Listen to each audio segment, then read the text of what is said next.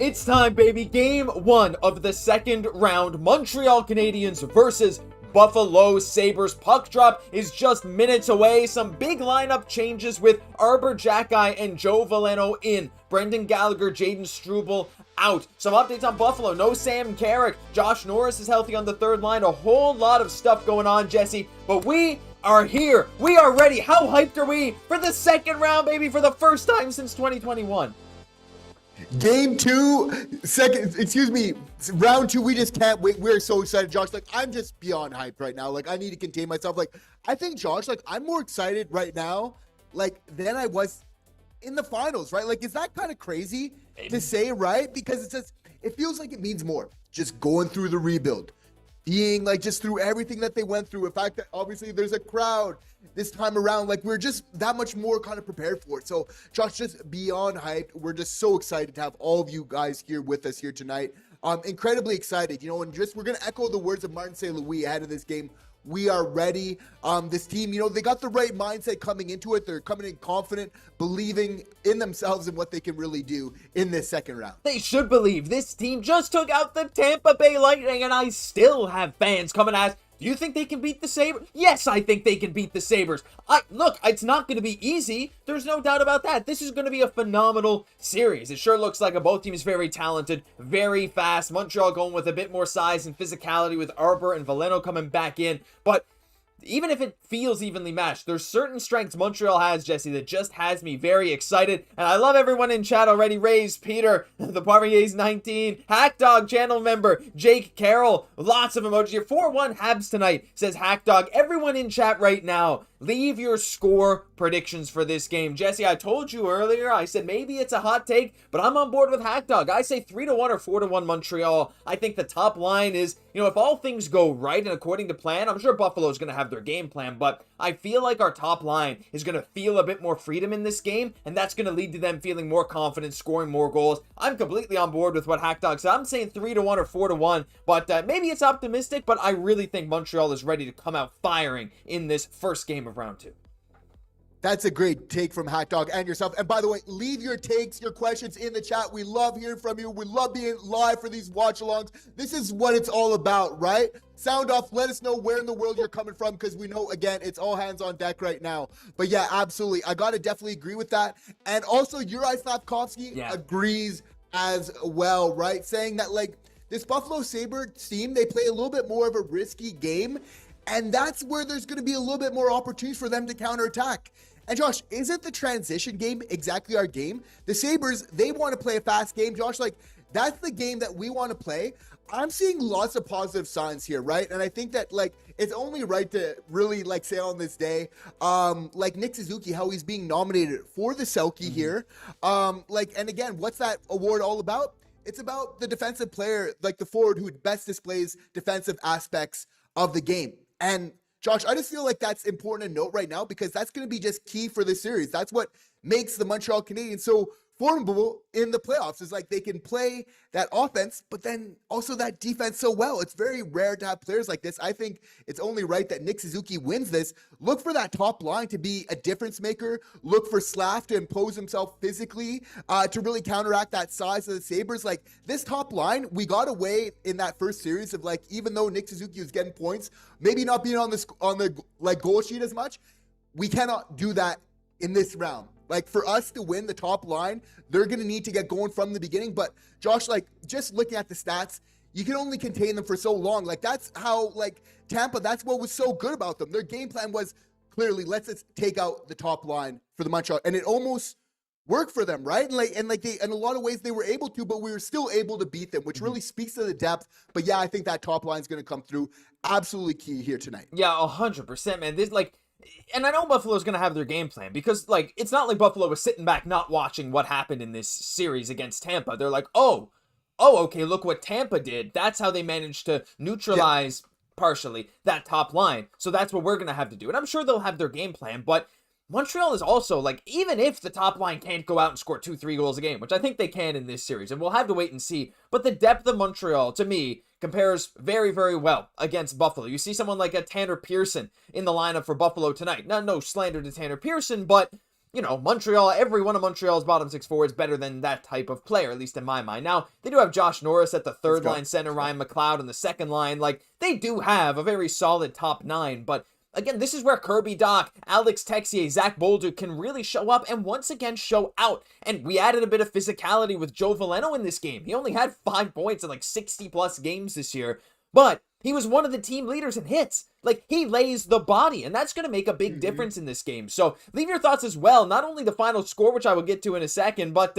what do you think about Joe Veleno and Arbor Jack Guys? We do have our first super chat of the stream. Thank you everyone for supporting, all the members, everyone just chatting, but especially for these super chats. It helps us continue to create content for this channel just like this. It's you guys supporting us that allows us to do this. It's amazing. Humble Tracker, I will donate 5 free memberships for every Habs goal. Let's go Montreal. Humble Tracker, been a massive supporter of the live streams and live watch-alongs this playoffs. I want everyone to give a shout out to Humble. Humble is feeling generous today. 5 memberships for every Habs goal. Make sure you're in chat, you're active, so you can get one of these memberships. Thank you so much, Humble. And Jesse, we got some predictions rolling in here. We got 4-1, 3-1 Habs taken. It says the Poirier's 19. 4-2 Montreal, says Christopher. 4-3 Buffalo, says Steve. We got a Sabres fan in here. Every single person is welcome in here, by the way. Though, some Habs fans might be going against you a little bit in chat. 3-2 Montreal. 4-2 Montreal.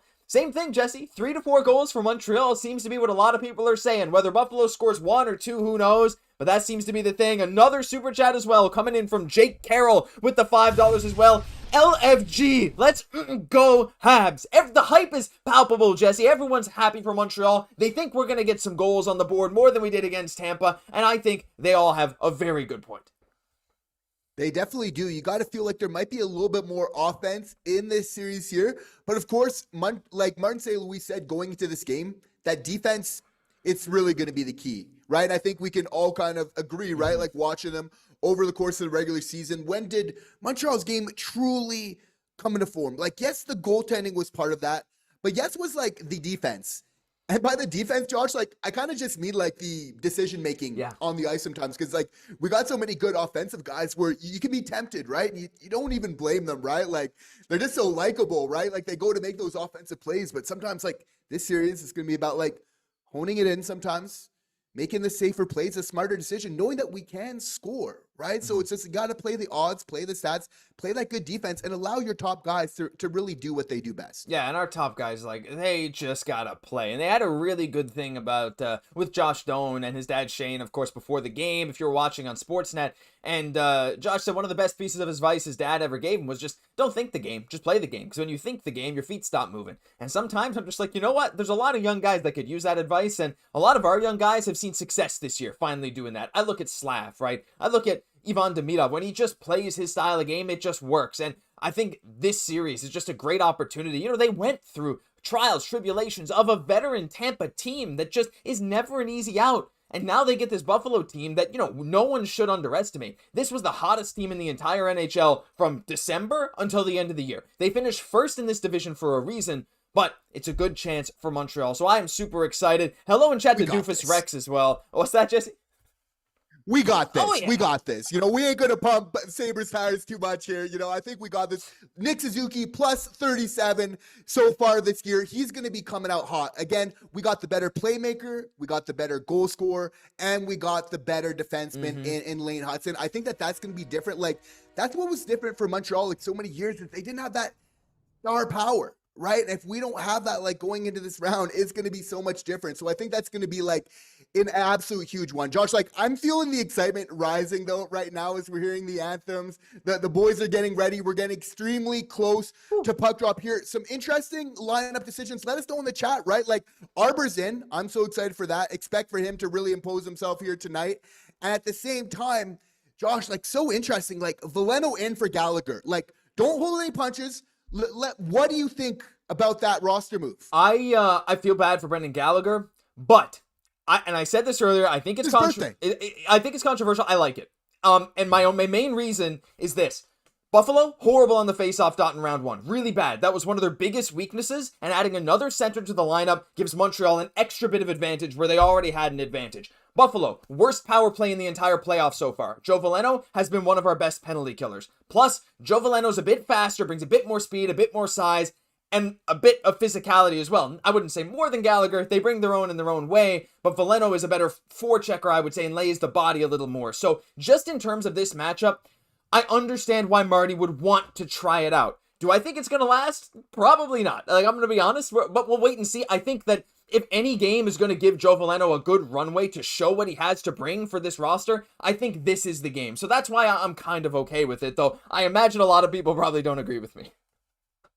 You know what, though? You're bringing up a lot of solid points when it comes to all that. Again, the defensive game is just key, and you got to feel like Joe Veleno, like his situational awareness on the ice is just top level. And again, in the playoffs, sometimes those small differences, those details of the game that he brings, really underrated. But I think like he really adds to what Montreal needs to do well. That being said, we love Brendan Gallagher. It's his birthday. It's tough. But like, we're going to trust in Martin St. Louis here. But I think like the nice point is like we've reached a point, Josh, where it's like, it's not even so much about the roster all the time, especially in the bottom six. It's more about how we just play our style of game. And for Martin St. Louis here, like if we're looking how to start off this game here tonight, is like Marty says, like they're not going to change like the way that they need to play. Of course, as like the rounds go on, we're in the second round here, things can get even tighter, Josh. Like how can they get more tight the first round? Expect for that somehow to happen here in the second here. But like they're saying, like Marty, the whole message is like, let the puck do the work and just forecheck really hard.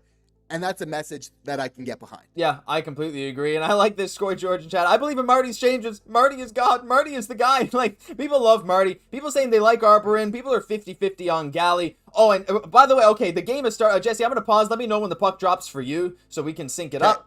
But I got a super. I'll wait for that, and then I'll get into the super chat that we got. Yeah, absolutely. No, it's just coming here for a second on my end. Again, guys, like and subscribe to the channel. Thank you guys for your patience. We're doing this internationally. Really fun to be able to watch it all here together. That being said, sound off in the chat. Let us know how you're just feeling any type of time whatsoever here. Again, if you're just having fun, if you guys want to see more of these watch-alongs here, Josh, I think we need to do it. Like, do we got a little bit of a sub goal here tonight as we're heading into this first period? Oh, yeah, 26,675. Let's try and get that before the end of the first period. We're almost at 650. I'd love to get to 675 before the end of the first period. I think it's doable. What do you think?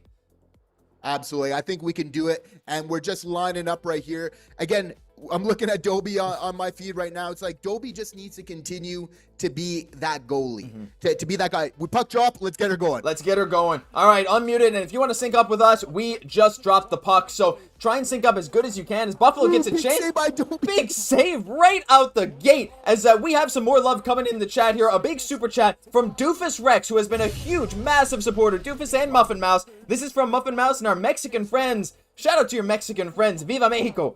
We love Josh and Jesse. Go Habs, go. We love you too, Doofus Rex and Muffin Mouse. Thank you so much for the 22 bucks. Jesse, this game started off so exciting too. The super chat, the save right away, the play. I mean, like, if you could use one word to describe this series, I think it very well could be electric. And Dobie started ready, right? And that's a little bit of a crazy bounce, a little bit of a feed, some lost coverage there. I'd like to see Hutson and Dobson on a line together. Hopefully we'll avoid a little bit of those missed coverages. But again, like this is a phenomenal save by Dobes, but doesn't it look like somewhat regular? A little bit unfortunate that we're getting on a penalty kill right to start the game so early.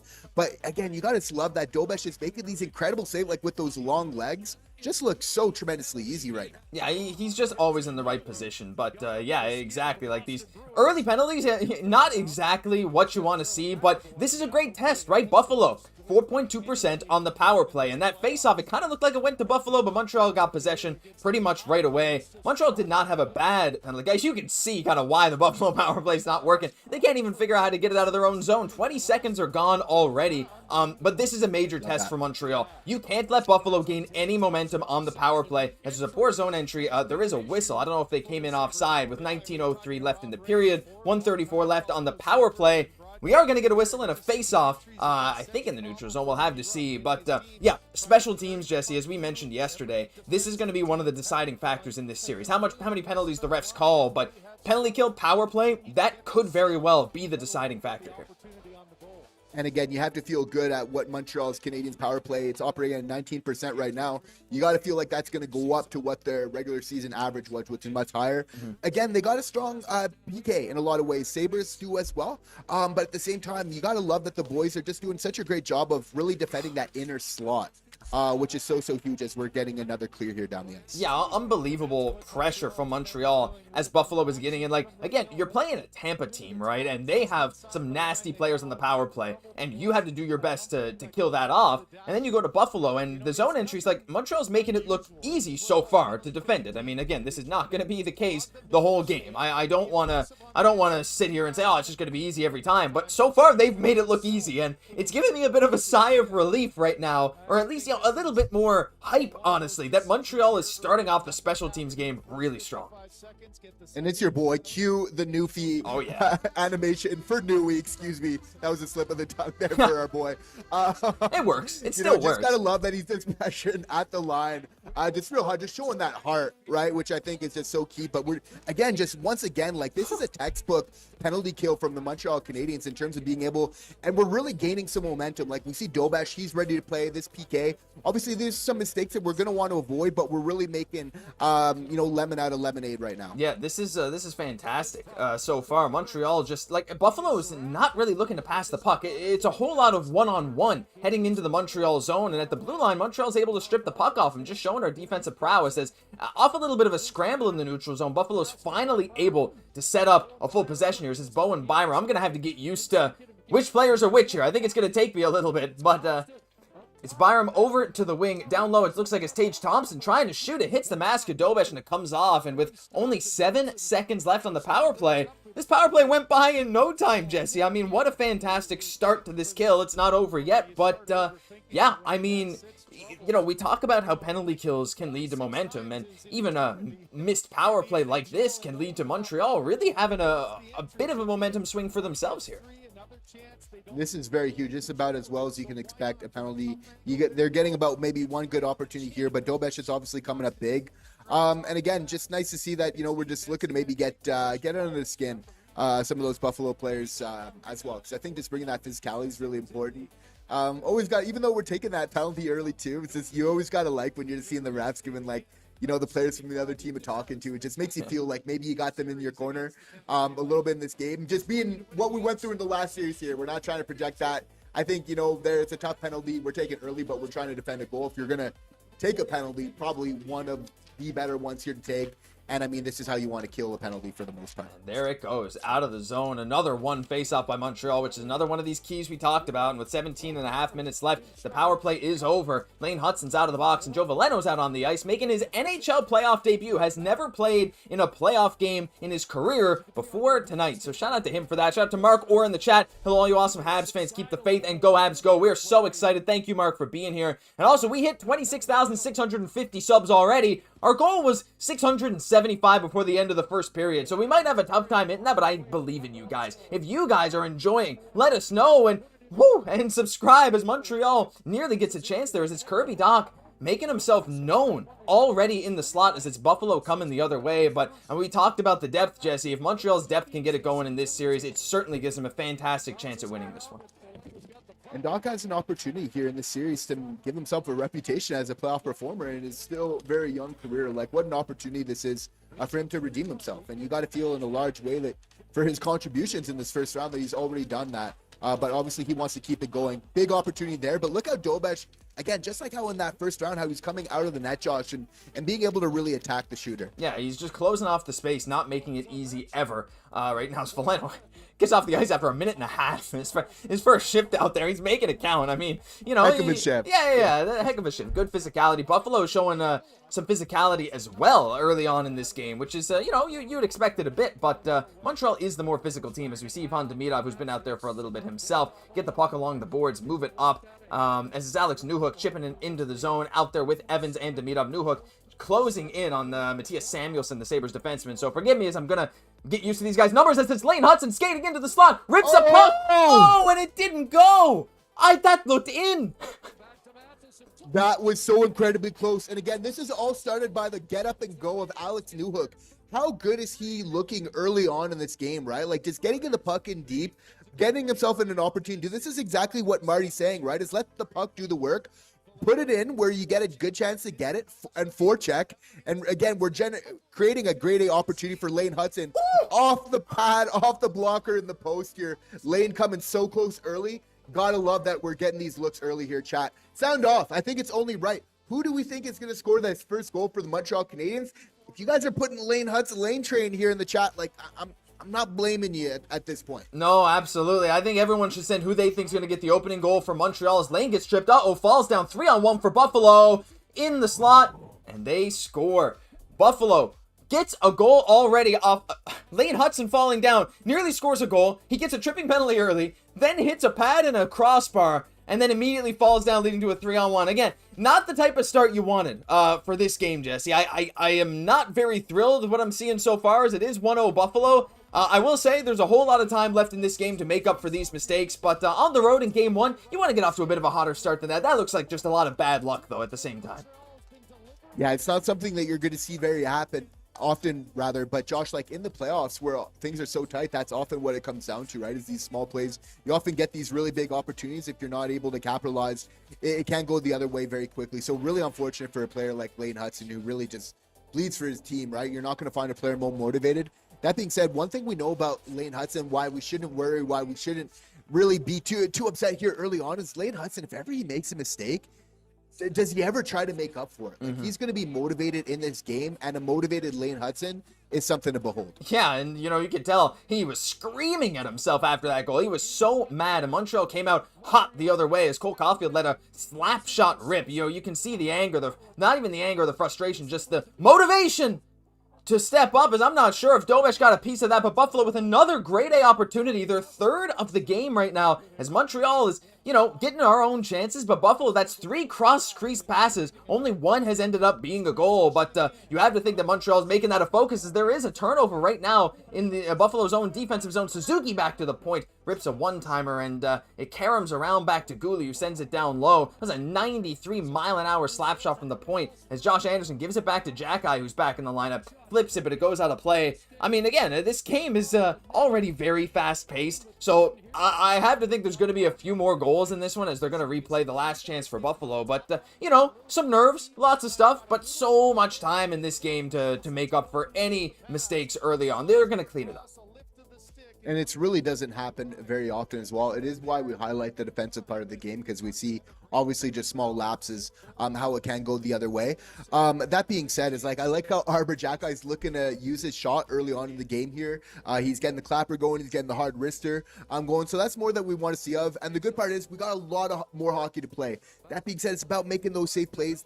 And we're not going to see that happening a whole lot from Lane Hutson. He generally stays on his toes, as we're getting a great opportunity right now here ourselves, Josh. Yeah, Phil Deneau winning the draw and putting a nice little, behind the goal line attempt there. Phil Deneau has had a fantastic playoff so far. I mean, getting him for a second-round pick is looking like a fantastic deal, as Gouli back to the point. Texier lets one rip. It goes wide, and Buffalo is going to go the other way, as they did show the replay earlier. I thought Dobeš might have got it with the glove on that cross crease, but Tuch just lifted it a little bit high. Still, Dobeš in the right position, though. I mean, that dome goal, nothing you can do in a 3-on-1. You have to close out to the shooter and hope Dobson can intercept that pass. Nothing you can do, as Montreal breaks out the other way, and it is Joe Veleno with the puck, and he chips it in. And it's good to see him out there. Look at him, beating everyone down to the puck, creating a nice little possession for Montreal in Buffalo zone. So good stuff from Joe Veleno so far, even if he did get decked by Jordan Greenway earlier, as this line is making some stuff work here, Jesse.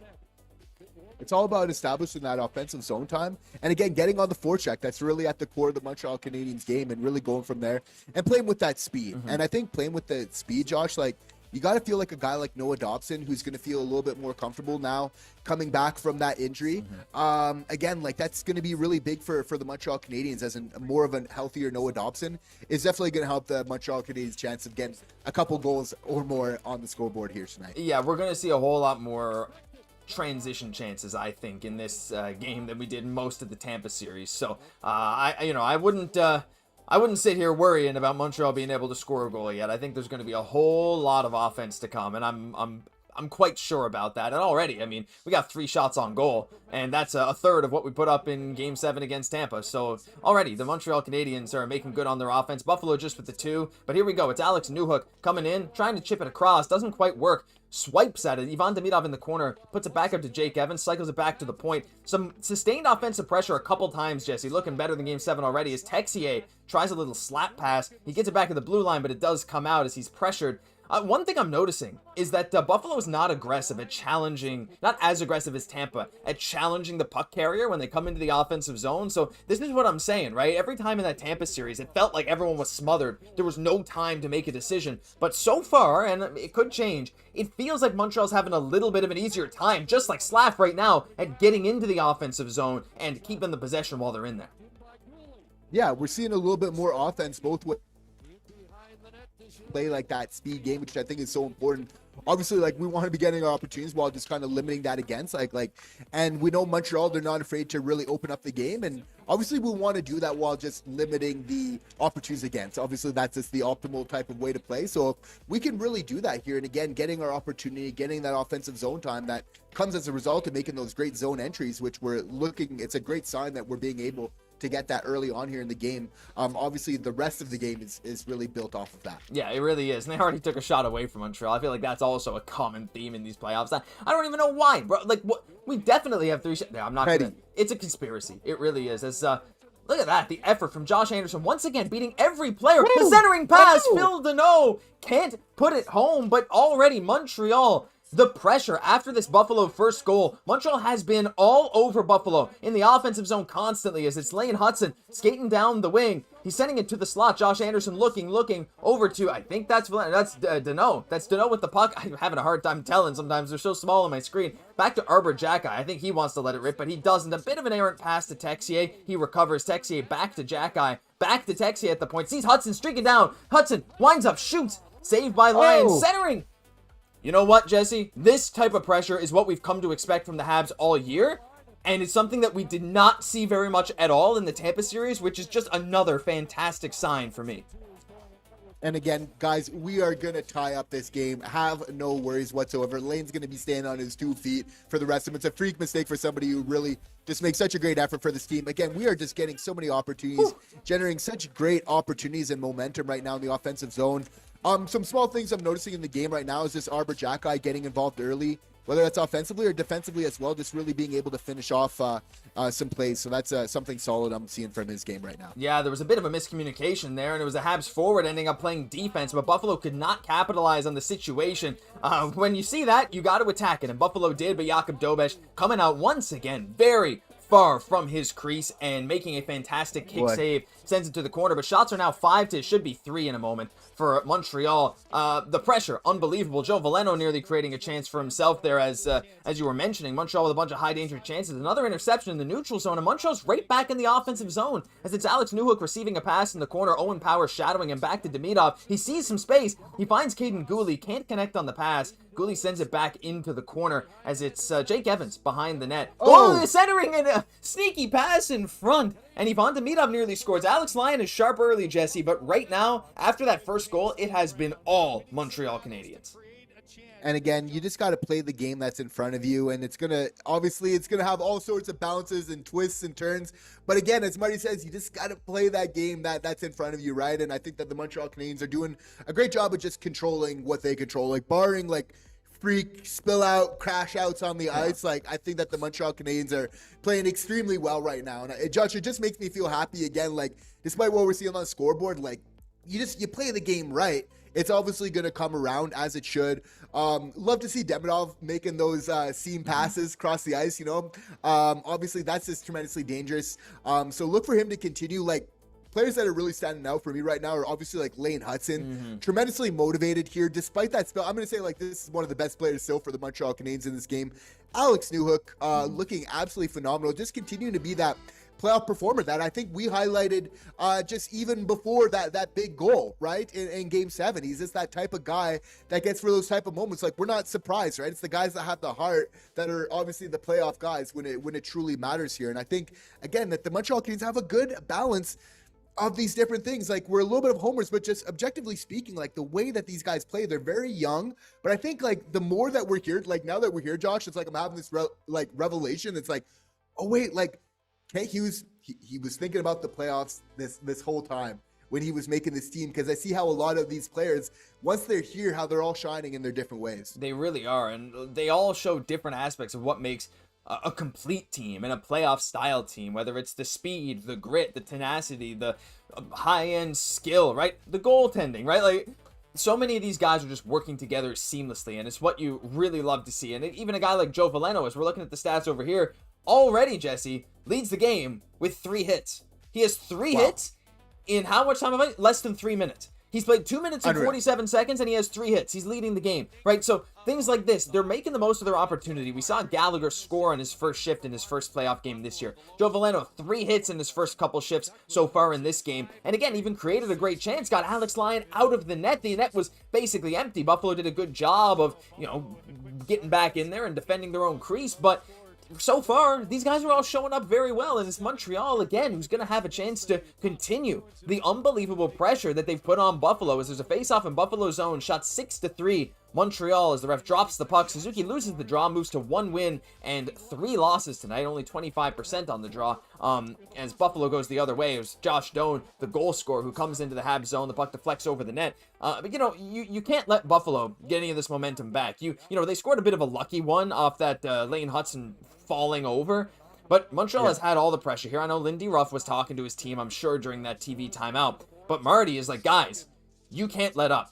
You just played against Tampa. Try and play with that same mentality. Close off any space, get up in their grill, and make them pay if they make a mistake.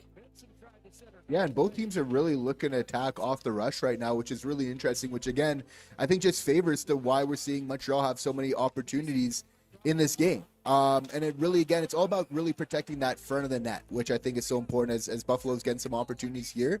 I think that they got some solid practice with that in Tampa here. But Josh, we can't confirm from early in the game here, we are seeing the fire in Cole Caufield's eyes. And that's just getting me excited. Here we're in round 2.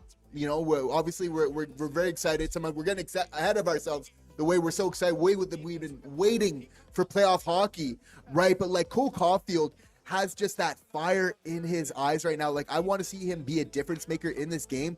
Josh, I just expect him to put, his mark, not just on this game, but really this series as a whole. But obviously the boys are going to need to rally right now with a big kill. Yeah, they really will. And I think Caufield will get his opportunities, but he's not going to do that on the PK. So, we're going to have to see here. But the Habs did a great job on the first penalty kill, as a highly, highly questionable call there on Nick Suzuki. They called tripping, and on the replay, it looked like Byram kind of hooked the stick and just kind of fell over. I mean, the ref saw it one way, and that's all you can do. I don't love the call, but Montreal, again, a chance to get a nice kill. They had a lot of offensive pressure, bit of a weak call. I wonder if that's a shot on net, right? That's a clear, and that's going in the net if Alex Lyon doesn't stop it. I'm going to keep my eye on that. I don't think they'll count that these days, but a big kill here could do a world of good for Montreal. That'll give you a nice clearing, 6 minutes or so of 5-on-5 hockey to end the period, as Buffalo was looking for an interference call there, but the refs are not going to go for it. Newhook nearly sprung in alone, but Alex Lyon has to make a play behind the net. The pressure from Montreal is relentless, Jesse. It reminds me of what Tampa was doing to us, and I absolutely love it. And the special teams will be huge here. Again, we want to stay out of the box as much as possible, but look for, again, the power play for each team to be a factor. And Josh, I really submit to the chat here, the team that has the better power play in this series is going to win it. And that's one of the main factors of, I do believe that Montreal has the better power play. It will be better in this playoff series. And I think that a lot of pundits are really overlooking the importance of that, as we've seen historically. It's just such a major factor. We've seen how tight it is 5v5. Of course, the power play is extremely important. The fact that Buffalo's power play right now is not looking tremendously well. They're having a hard time setting up, as Matheson obviously is doing such a great job there. That's not going to bode well for them here. Montreal, they are going to get their chances on the power play in this series, and they're going to be put in the back of the net. Yeah, they'll get their chances. There's going to be we've already had a couple great chances, and shout out Alex Lyon, he's made a couple big saves. But Montreal just looks like the superior team right now throughout this game. They really do. And hopefully, over the course of this game and the series, that's going to show itself. And right now, again, this power play from Buffalo looks a little disjointed, as it's still their top unit out there, I believe. There's a shot from the point, looks deflected. Josh Doan gets it in the slot. And it's over to the side, and Ryan McLeod puts it in. So this is not what you want to see. Look, the score does not reflect this game. I feel how Tampa fans must have felt in the second period last game. Montreal dominating penalty kill. Phenomenal. Clearing the puck every chance they get. A lucky bounce off of multiple players in the slot bounces directly to an open McLeod, and he puts it in the net. So it's Buffalo luck right now. This is ridiculous. Bounce, bounce, bounce, bounce, bounce, bounce. Now, great final pass there, I will say, over to McLeod. By, who is that number? That's Zach Benson sending the puck over. Benson now has 2 assists on the night. Buffalo off to a 2-0 lead. Look, they took advantage of their opportunities. A questionable penalty call. A bunch of bounces going right to Buffalo.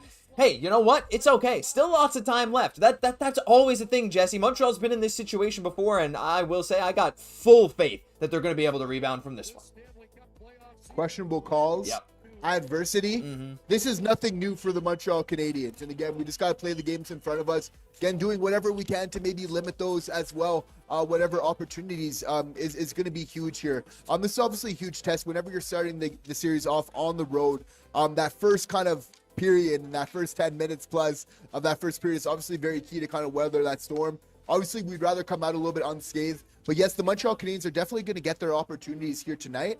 But it's going to be about making it tough on Lyon and really get some traffic in front of him on a goalie that did have some success in that first round here. But Josh, like I do believe that we're going to get our opportunities. It's very early in the game, and that is the good news about that. We know the worst lead in hockey is that 2-goal lead. So while I do want to limit those opportunities here, I got full faith that the boys will get back into this one. Oh yeah, hey, Montreal was up 2-0 in one of these games last series, and they ended up not winning the game. There's so much time left in this one, and like we've said, it just feels like Montreal has had the puck in the offensive zone way more than Buffalo has. Buffalo scored off of a questionable call and a bit of a lucky bounce, and Montreal has had a ton of chances that have just been saved. So, like, again, I think Montreal just keeps playing their game, just like Marty has always said to them, and the game will come to them. They don't need to overthink. They don't need to try too hard. Just go out there and play your game. Buffalo is trying to assert themselves physically right now, but Montreal is right up for that task. There's a pass to the slot, and Buffalo gets a chance. This is Rasmus Dahlin, who gives a little jab to Dobeš after the play. Watch for Dahlin. He's going to be one of these guys that... he's going to get into a few scrums throughout this series, I'm sure of it. He's one of those guys that loves to get under people's skins. But Jakub Dobeš tries to make the kick save across, but could not do it as they show the replay of the McLeod goal. Look, again, not the ideal start, but there's so much time left in this game, and one place that Montreal has been familiar with over the past few years is behind a goal or two and being able to come back and win it. So, I'm honestly still chilling. I don't love looking at the scoreboard, but I got a good feeling about this one. At the same time, it's really all about just getting one on the board you liked before the end of this period here, just to make it a little bit easier. You got to feel like that's really the goal for these last 5 minutes here for the Montreal Canadiens. That being said, it's always tough, like when it is the questionable calls that do lead to these very important goals, because we know obviously like 5v5, the Montreal Canadiens are looking very good, barring just some freak mistakes on the ice there. So we're going to look to want to keep it there as much as possible, because you got to feel like if we are playing that type of game that we'll be able to claw ourselves back into this one. Oh yeah, like Montreal's style of game lends itself very well to playing from behind, as maybe weird as that is to say. Like, Montreal is just able to spring so many rushes in transition and catch you off guard. And again, with a 20% power play, one of the top 6 power play or top 4 power plays in the playoffs, like all you need is one chance. Like, you just need one chance, one power play goal, and off you go. And all of a sudden the game is completely different. As we're taking a look at some of the high danger chances, I'm looking over here. Yeah, Buffalo's had 3 very high danger chances in close, but Montreal has had some very solid chances of their own. So, we're just going to have to chill and wait. What do you think Marty is saying to the guys right now? I feel like if I know this Habs team, they're all comforting each other, and Marty is just kind of like, hey, keep playing your game, guys. Like, yeah, that sucks, but Marty's very much the kind of guy that's like, mistakes happen, shit happens, for lack of a better term, sorry, but like, just go out there and score some goals. We know you can do it. Yeah, and seeing clearly through the storm and the chaos right now, I think it's just big for the Habs. That's the message that Marty's preaching the boys. It's just, playing your game. At the same time, I think we want to slow them up a little bit through the neutral zone. Like, we want to play our speed game. At the same time, we want to kind of limit them coming in our zone with just a little bit too much speed. I think if we're able to do that, I think that'll be a key to success. Yeah, it will be, because Buffalo loves playing with speed, just like Montreal does. So do against them what we would hate for teams to do against us. And I think Montreal did a great job again on the penalty kill of just closing off the space, just like Tampa did to us. It shut us down a bit, and it shut down most of Buffalo's power play. Unlucky that the 4% power play scored with about 5 seconds left on it. What it looked to be a good kill, but hey, those numbers, pseudo power play goal. That's what we'll call it. As Buffalo comes back out through center. They're skating in as it's Zucker. Tries to get it to McLeod. Can't get it. And it's Montreal out going the other way. It's Phil Danault who has Alex Texier with him. Danault tries to connect with Texier. Couldn't quite do it. As the puck goes into the corner, bit of a battle. Texier swings it around the boards, but there's no one there at the Habs blue line, as it is Noah Dobson hopping on the ice. Sends it over to Lane Hutson. Those two, Jesse, we've talked about it a lot, but you talk about guys who can make a difference like that in this series. It's both of those guys, especially when they're playing together. And being down 2-0, having that combo of Lane Hutson and Noah Dobson just makes me feel so confident that we can absolutely get back in the game. We know that this is some of the best offensive pairings here, and they're already creating some chances for us here in the offensive zone. Lane Hutson with that sneaky intentional miss. He's done that a few times where he'll just shoot it wide, look for the bounce, and Noah Dobson, hand no worse for wear after blocking a shot off, and immediately grabs a puck out of the air, and the Habs go the other way as it's Cole Caufield behind the net here, shadowed by Tage Thompson. What a height difference that is. You can even see it on the broadcast. It's kind of funny to look at, actually. But the puck gets deflected back into the Habs zone. Shot 7-6 Montreal with 3.5 minutes to go in this first period. Again, a 2-0 deficit for Montreal. Not what you want to see, but there are some signs of some good to come. Don't forget, Buffalo has also had 2 power play opportunities already. Montreal, 0. And Montreal's power play, special teams in general, going to be a huge difference maker here. As it looks like we're going to another commercial break for the second time in like 3 minutes. Whatever. As David in chat saying we need one before the end of the first. But anything can happen. Scoy George saying, I'm not worried. Whatever. Anything can happen. Who cares? We're going to win this series. Absolutely. Right? Like, that's the thing. I'm just so confident, Jesse. Like, there's some fan bases that get worried when their team goes down 1-0, 2-0. And I feel like I speak for you as well when we're just like, I've been here before, man. I'm comfortable with it. I know what this team is capable of. There is no game that I genuinely don't think this team can win. Yeah, no, definitely. And that's why we're smiling right now, kind of regardless, right? Like, we're just happy. We're just excited to be here in round 2. And again, like, we feel that the Montreal Canadiens, like, their best hockey is still to come. Like, we've seen some positive signs here early. But again, it's just if you play the game right, if it doesn't always show up on the scoreboard, it just balances out at a certain point. Like, the boys are going to need to keep playing.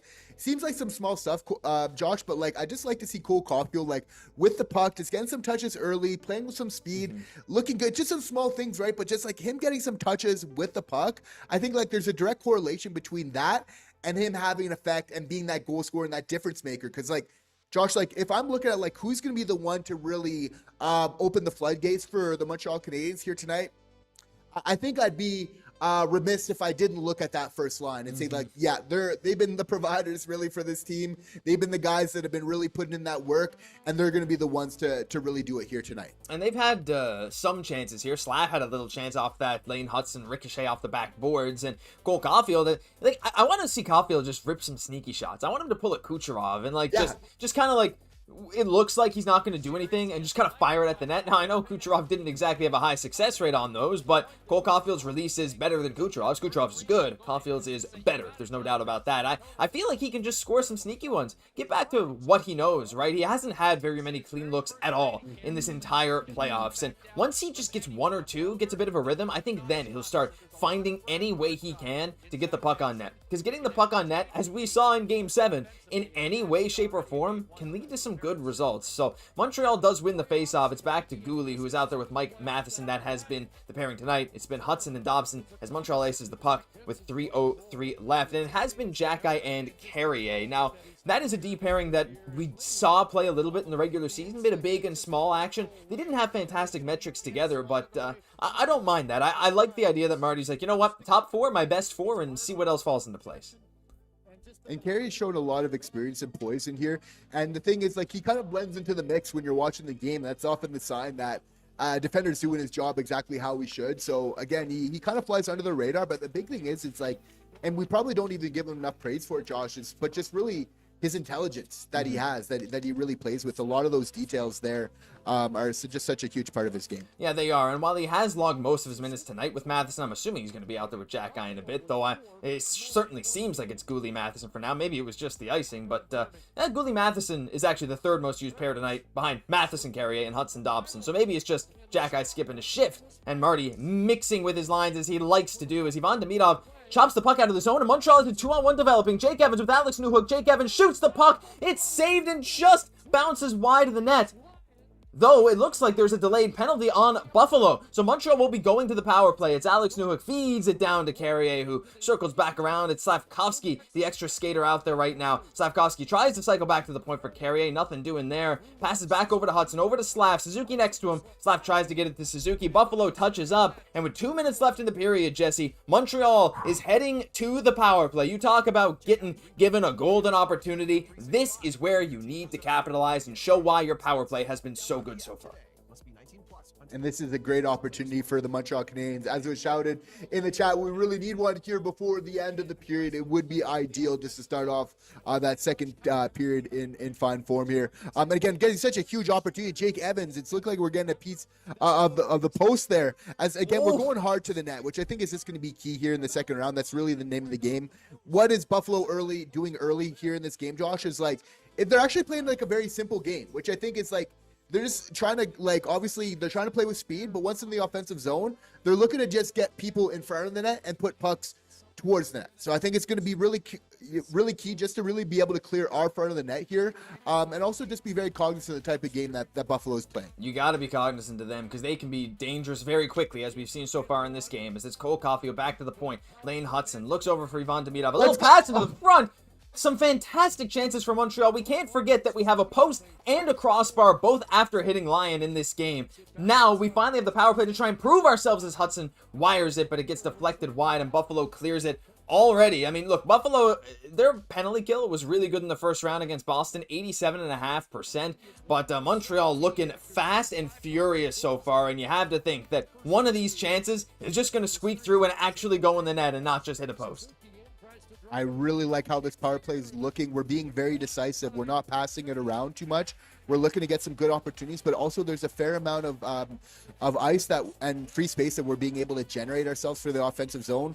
The more space we're able to create, the better chance we're going to create to obviously score some goals. As Ivan Demidov tries to get to the middle, he can't do it. Slafkovsky back over to Suzuki. He rips a shot. It gets blocked. Suzuki looking around. Buffalo fans are getting loud. Suzuki down to Cole Caufield. Caufield back to the point. Lane Hutson looking at the net, hesitating. Back to Caufield. Caufield looking, hesitating. Over to Ivan Demidov. Down low to Slafkovsky. Look for Suzuki in front. Slafkovsky steps in front and Suzuki scores! The Montreal Canadiens get on the board on their power play. It's 2-1, baby, with 43 seconds left in the first period. The Montreal Canadiens get on the board. It's Suzuki from Slafkovsky. What a play!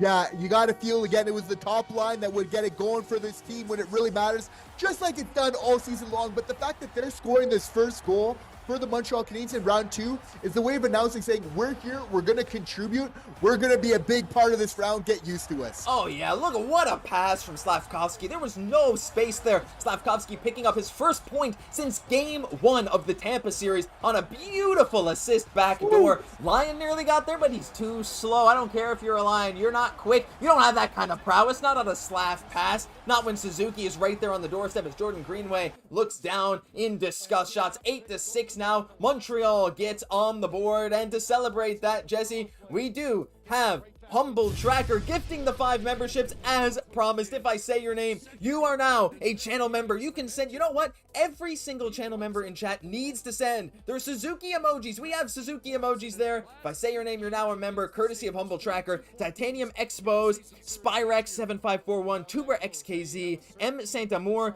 JLAACC, URL now members, courtesy of Humble Tracker. Give a thank you to Humble Tracker. Huge goal, break the ice. Let's get it going. We're winning this one, Jesse. I mean, you feel it now. The Habs, they got a bit of bad luck, a post, a crossbar, a weak penalty, Lane Hutson falling down, yet it's 2-1 here right now, and Montreal seems to have all the momentum.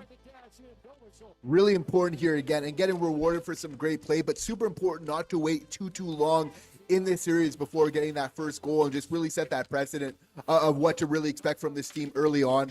Again, the power play was just looking so good. We said, Josh, like the opportunities, again, all comes down to really playing the game well, and the opportunities will come as a result. That power play was looking like absolute fire going into that. And again, just thank you to Humble again for just your amazing support here at the channel. We love seeing it grow all the time. If you guys are having fun, drop a like. Let's get a like spike going right now, because we just want to share it with more Habs fans, because I mean, just the more the merrier, Josh. That's what really makes these lives just so much fun. I love seeing all the new faces, all the familiar faces here in chat. That's right. Leave a like on the stream. We're 3 away from 50. If you are the 50th like, I'll give you a big shout out in chat. If you just tell me that you were the 50th like, we're 3 away. It's just one click, and it really helps us out. It pushes us out to all these other Habs fans. You know you want to share this with everyone else. Jesse, it's so unbelievable how the tide of this game can shift so quickly. Buffalo can't defend. I'm optimistic. Oh, captain, my captain says, new channel member Katie Wynn. Shout out to you, Katie. Jake saying it's a 1-goal game now. Anything is possible. Jesse, we're right back to the start of that game. A freak fall by Lane Hutson led to a Josh Doan goal. That's where we are right now. We're right back there, except Montreal now has the benefit of having the momentum. I will say Buffalo had some fantastic chances off of some misplays. But other than those cross-crease passes, Jakub Dobeš was able to, try his best on them. It just didn't quite work. Other than that, Buffalo has not generated much, and I don't think I'm the only one here thinking that Montreal looked like the better team defensively and offensively in terms of just how they were able to control the pace in this one. Absolutely. We're going to get into some stats in just a moment here to really help break that down in this first period. But again, it all really starts. Lane Hutson having some great pressure here early, looking very good, and very much like as touted, just that this is going to be a little bit more an offensive series, and seeing 3 goals just in this first period very much speaks to that. And again, it's just the whole recipe for the Montreal for success is allowing the team against them to only score 3 or less. Yep. That's the big thing. You got to feel like here tonight, nothing changes here in the second round. You got to double down. Defense doesn't become more important in the second round of the playoffs. It just becomes obviously more important than ever before, right? It doesn't become less important. It's more important than right now. So what's going to be big for them is just to be able to lock it down here, but knowing we're going to get our offensive chances. That is just showing itself very clearly. Comes down to a little bit of a fumble there from Lane Hutson. Again, you're just motivating this guy early though. Yeah, he's making a mistake, but he's going to make Buffalo pay threefold for that, because he's just a guy. Anytime we've seen him make a mistake, anytime all year, there's nobody that back checks harder than Lane Hutson when he's going for it offensively, and maybe it doesn't work, or just some sort of crazy mistake happens. This is one of the best players in the NHL, I think, basically in Lane Hutson, not just in defensemen. So that's why I think he's going to factor into the series just in a huge way. And again, there's just that questionable call, which again is creating that opportunity, which again, things are just so close. Other than that, right? That being said, it's you don't want to make mistakes, and it's about just controlling what the Montreal Canadiens can control here. But we're getting some positive signs that they're going to get some opportunities. If the top line is going to be the top line, you have to feel good things are going to happen for the Montreal Canadiens here in this game. And I think the top line will stay being the top line, and just the space. That's the one thing that I noticed. The space is just, it's there. I feel I'm not nearly as panicked every time we touch the puck as in that Tampa series, man. We would touch the puck and Brandon Hagel, and we couldn't do anything. But in stretches. But right now, Buffalo, they excel at lots of things, but it's just not that same defense. But you're very right about Lane Hutson, and just the emotion, the passion, right? Every time he even makes a slight misplay, he's on himself. But he's not on himself so much that it affects his play. He's out there to prove himself the next shift, right? You said, right? He's so passionate. He's so, I don't know. He's so skilled that it's just gonna come back, right? He just works so well. So I'm excited about that. But you're right. We do have some stats to get into now. Interestingly, the 5v5 numbers are, there wasn't a whole lot of 5v5 that period, right? Montreal gets a power play goal, only 40 seconds left of even strength time at the end of that period, and then Buffalo had 2 power plays basically for the full length of it. So the 5-on-5 numbers are going to be a bit skewed. But if we just take a general look here at the chance opportunities here, you can see Buffalo 3 and close. That's McLeod's goal on the bottom right there. That these blue chances are Buffalo's scoring chances against Dobeš. The red ones on the left side are Montreal's scoring chances. You can see Suzuki's, which led to the goal there, right in the goal crease. But you can see McLeod there. That's high danger chance. You can see these other 2 chances, Josh Doan, and it's Buffalo had some chances, but other than those, where are they shooting from? Yeah, a couple shots kind of in close, but Montreal has more. Look at Montreal, 1, 2, 3, 4, 5, 6 shots from the hash marks or inside. Buffalo, the same number, but not as big circles, indicating they're not as good scoring chances, except for, again, those 3. And you could argue 2 of them are outliers that won't continue throughout the game. So even though right now the analytics may favor Buffalo, the eye test definitely doesn't. And I think that's what I'm very excited to see coming out in the second period. And just the big thing as well is like, obviously, like the teams, Montreal always plays like a high quality type of game in terms of their shot possession and in terms of their shot volume here. But the fact that we are getting a little bit more volume here on that net here in the first period for me is like, we're just being a little bit more decisive. But Josh, for me, like, just the fact that the special teams is looking so good, like we're scoring our first power play opportunity we get of this series. The Montreal Canadiens are scoring. Like, they're announcing themselves that they're going to be a threat.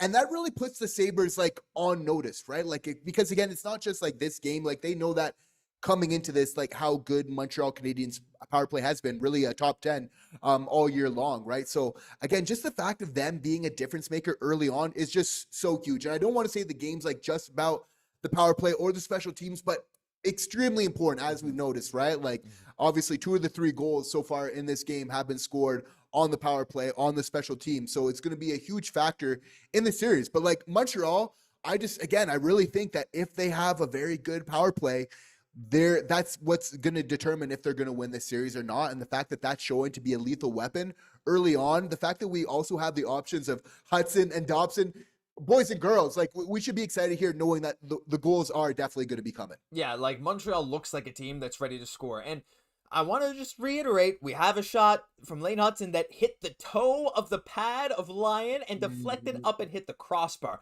We have a slash that was his, I think, hit the crossbar or the post or whatever. And Slav had another. We've hit a couple posts. Evans, sorry, Evans was the other one. Yeah, it was Hutson and Evans. And Evans hit the other one. It just squeaked through and hit the post. Now, it drew a penalty on the play, which was fantastic, which led to the goal. But, like, yeah, again, those don't even show up because they're not, like, one of them I think would have counted as a shot on goal. But this is what I'm saying, right? The speed at which Montreal plays, Buffalo's matching that. Buffalo themselves clearly loves to get going in transition. But Montreal, I think, has done a good job of shutting it down. And, you mentioned the special teams. We talked about this so much. It's going to be important.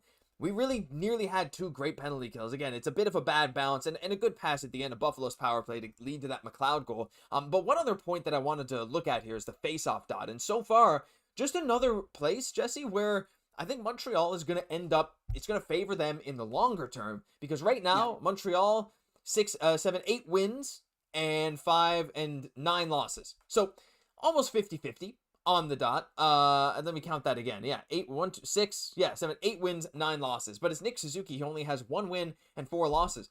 This is not going to continue. Buffalo was one of, if not the worst face-off team in the first round. So look, I know we're talking, this is first period of game 1. Making any kind of reasonable analytical conclusions after 1 period is, okay, I could say it's going to bounce back. Maybe it will over the course of a few games. Doesn't mean it's going to happen next period. But I think what we can all agree on, right? We're all very happy with what's happening right now. I think we can all agree that this Montreal team that we saw in this first period looked pretty good, but there's even that room that we know this team can improve upon. So I think I'm quite content with what I've seen. And like I said, 1 goal game, Jesse, very different than 2. And what can they do to really improve here in the second period is really just whatever they can, even if there's some questionable calls, but just doing whatever they can on the discipline and that poise side of things. Like, again, I'm just going to double down on that for this young team because it's obviously not a skill issue, right? For the Montreal Canadiens, we have that. And again, isn't that just feel like so incredible to say, like, that's what makes us scary here in the postseason. Again, it's just about really keeping that poise. I think it's going to truly matter. If we're able to play 5v5, I truly like our chances, and you have to feel we're able to play solid 5v5. What does that lead to? Our own power play chances, and you got to feel like that's going to be the decisive thing. Again, if we can get back to the power play, look to that to really decide for the Montreal Canadiens if they're going to win this game or not. Yeah, and if you can draw some penalties by using your great skill and speed against Buffalo's defenders, like Jake Evans kind of just got cross-checked after the play by Dahlin, so, like, whatever. But still, like, you could sometimes on that same play draw a hooking penalty. So there's a whole lot of stuff where Montreal can really use their size and their speed. But Buffalo's going to try and do the same thing. And I think it is very important that while Montreal should capitalize on the power play, like, at 5v5, just try and stifle Buffalo. Do what you did on the penalty kill. Like, you could do that 5v5. You have an extra player out there, right? When Buffalo's coming out in transition, if we can pressure them at the blue line, it seems to be working. Whenever they try to go one-on-one against Montreal's defenders, it just hasn't really worked well. And I'm sure Marty has seen this. I'm sure the video coaches have seen this. But at 5v5, you just don't want to allow Buffalo to get back in control of the pace of play. Because both of these teams, they thrive when they set the tone, when they set the pace, and the game is being played to their speed. And so far, Buffalo has done a good job in some points. Montreal's done a good job in other points. But if we take a look at some of the 5v5 metrics, again, this doesn't really mean a whole lot right now because of the small 5v5 sample size. Slafkovsky, Suzuki, Caufield, they were out there for that first goal, so that will hurt the expected goals because they were there when this goal happened. So, and it wasn't their fault at all, so not much you can really do about that. It was very much a product of the Lane Hutson falling. But other than that, Newhook, Evans, Demidov, some great chances, controlling a lot of the shots. Texay, Dano, Anderson, in the little time they were out there, they controlled the shots. Valeno, Dach, Bolduc, not so much, but we saw them have some sustained offensive zone time, even if they didn't really generate a shot on net.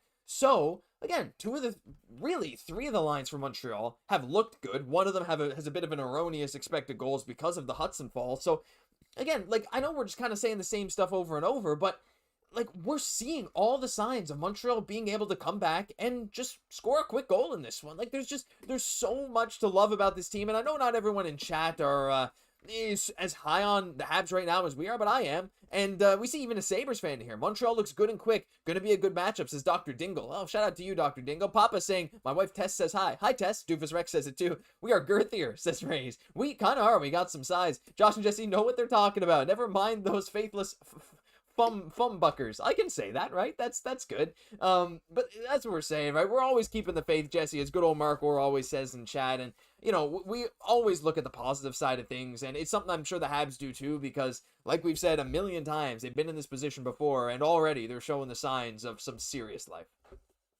And we know it's because these Habs fans, because we care about this team, right? And obviously, Lane Hutson is a player that we really love, but it's like, this is going to happen. Like, it is part of his game of time to time where that kind of happens. Now, most of the time, as we mentioned earlier, when I was mentioning like the keys to the game, I was saying defense, but by that, I mean just more decision-making on the ice. And now this wasn't a situation where like Lane Hutson was just going for it offensively and maybe overcommitted and then he got caught on an odd man rush because of it. This wasn't decision related. His foot kind of got caught up in the boards. Like, it's just a very rare circumstance of play. Like, Lane Hutson is a very good skater by his own merit. So again, you're just not going to see that happen. And we get where you come from, right? And it's frustrating because this team's been here. They've come through so much to get to this point and feeling like when you're given easy ones, when you got to be playing your hardest, hockey can be frustrating. But you know what? There's a lot to really be excited about. And again, like, this is part of Lane Hutson and like some offensive defensemen as well. Like, we'll say like they're gonna like there's gonna be those mistakes, but like with Lane Hutson, the positives far outweigh the negatives. And the fact that it wasn't because of a bad, like, obviously, like, decision, for me, I'm going to have a lot more forgiveness about that here in the second round of the playoffs. Look for him to factor in. Like, he was huge. He probably was our best player along with Dobesh in that first round for the Montreal Canadiens. So I think he deserves a little bit of good grace. That being said, we're just so happy to be here with all of you guys. We are so hyped. Thank you guys for joining us. We're just having so much fun. Like, this is a journey. We are here for the ride. Subscribe if you want to join the bandwagon before it gets like too late, before it's unfashionable, if you're having fun, because we want to make sure that you're locked in, because Josh, we're doing this every single day, right? Like, we want to keep you informed. So when you're sitting around the water cooler, when you're there with your friends, you're going to stay up to date with the latest and greatest, because you're going to want to know what's happening, because obviously in the playoffs, things are happening very quickly. And Josh, as we're getting ready into the second period, when you say it's all about adjustments, right? Like, that's the thing about the playoffs, but it seems like it's like micro adjustments upon adjustments as it just goes on. It's as really the series develops here. So it's really, if you're the Sabres, you got to be thinking, okay, how do we make our power play, our zone entries a little bit better when we might get those opportunities again? If you're Montreal, I think, at the same time, you're really thinking a lot of the ways you're playing a solid game. It's hard to like really fall. If you're Marty, you're not going to be going in the room pointing the finger, right? No. It's like, okay, a guy kind of fell over on a freak mistake, and the other one's a questionable call. Of course, you want to burn off that PK, but like our penalty kill was looking phenomenally well before that. 5v5.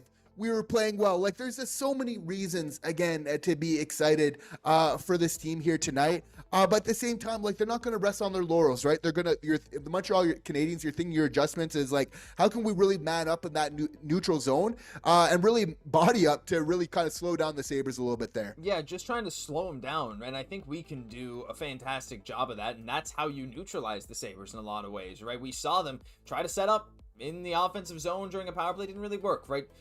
They're best in transition, just like we are, but I think we can play a better transition game and a better game in their defensive zone, just like we showed in that first period. So there's a whole lot of good stuff coming. I'm so excited, and you're so right. We're so excited for having every single one of you here in chat. We are unbelievably excited to be able to share this with you, and like you said, yeah, we got some good insights. Take these to the water cooler at work, chatting with your coworkers, chatting with your family and friends. We got some good ideas, some good analysis around these parts. We like to think, but there's some fantastic chats from so many people. Mark, or who you calling old? Oh, I'm not calling you old, Mark. You're just a very, very dear friend of ours, and we appreciate having you around every single day. He did send a laughing emoji, so he gets it. And you see KC here from NHL Digest. KC, a big old Habs fan. If you want content from all across the NHL, go check out NHL Digest. They do more than just the Habs. There's some Habs every now and then, but a whole lot, the whole playoff picture. That is the spot to be. KC did a fantastic job live streaming the draft lottery last night, and Casey also a host on Sharks Digest. My goodness,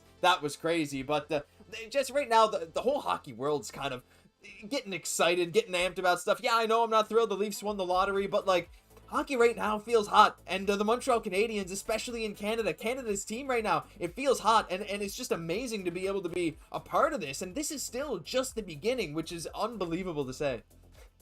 And we know we have fans coming from all around, obviously, Canada right now, united as Canada's team. And I think that that's really important. You guys are obviously more than welcome here.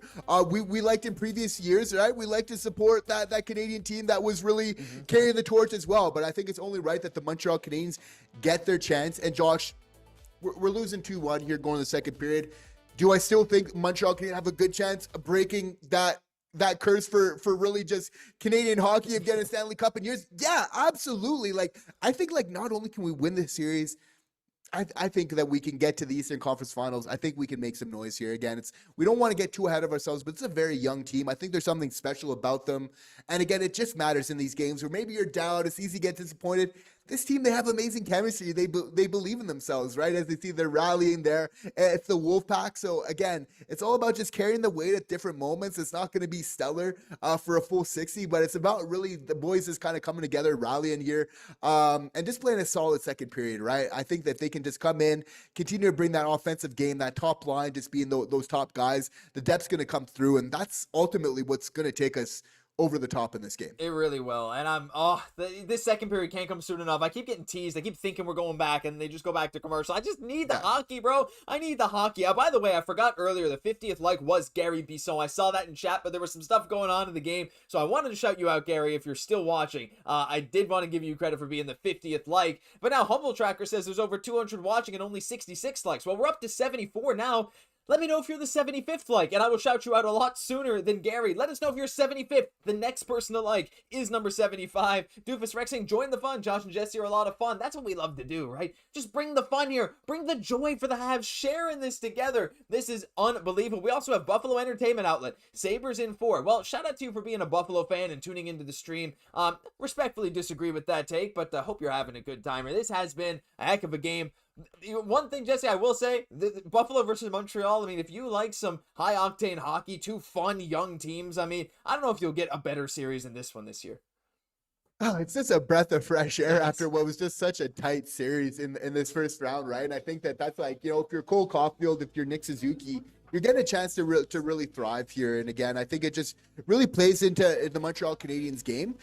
Surprising that the Sabres seem so willing to play it. I think over the long run, though, I feel that the top guns for the Montreal Canadiens can outscore the Sabres here. Yeah, I agree. And look, they got some great guys. Thompson and Caufield were number 1 and 2 for American goal scorers this year. And, they have some good talent. Zach Benson. Oh, a high draft pick as Dobeš has to be sharp to start this period. Wasn't quite a shot, more of a little deflection, but the kick save was there as Rasmus Dahlin tries to center the puck to the other side. Doesn't quite work. Montreal flips it out. Like, again, right away, Jesse, neither team wants to hesitate. Both teams want to get out in transition, in a hurry, and try and put the other team on the back foot. And it's this game and this series is really going to be a lot about which team is able to shut that down better.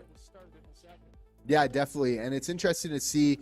It's really going to come again, like just making things hard for them.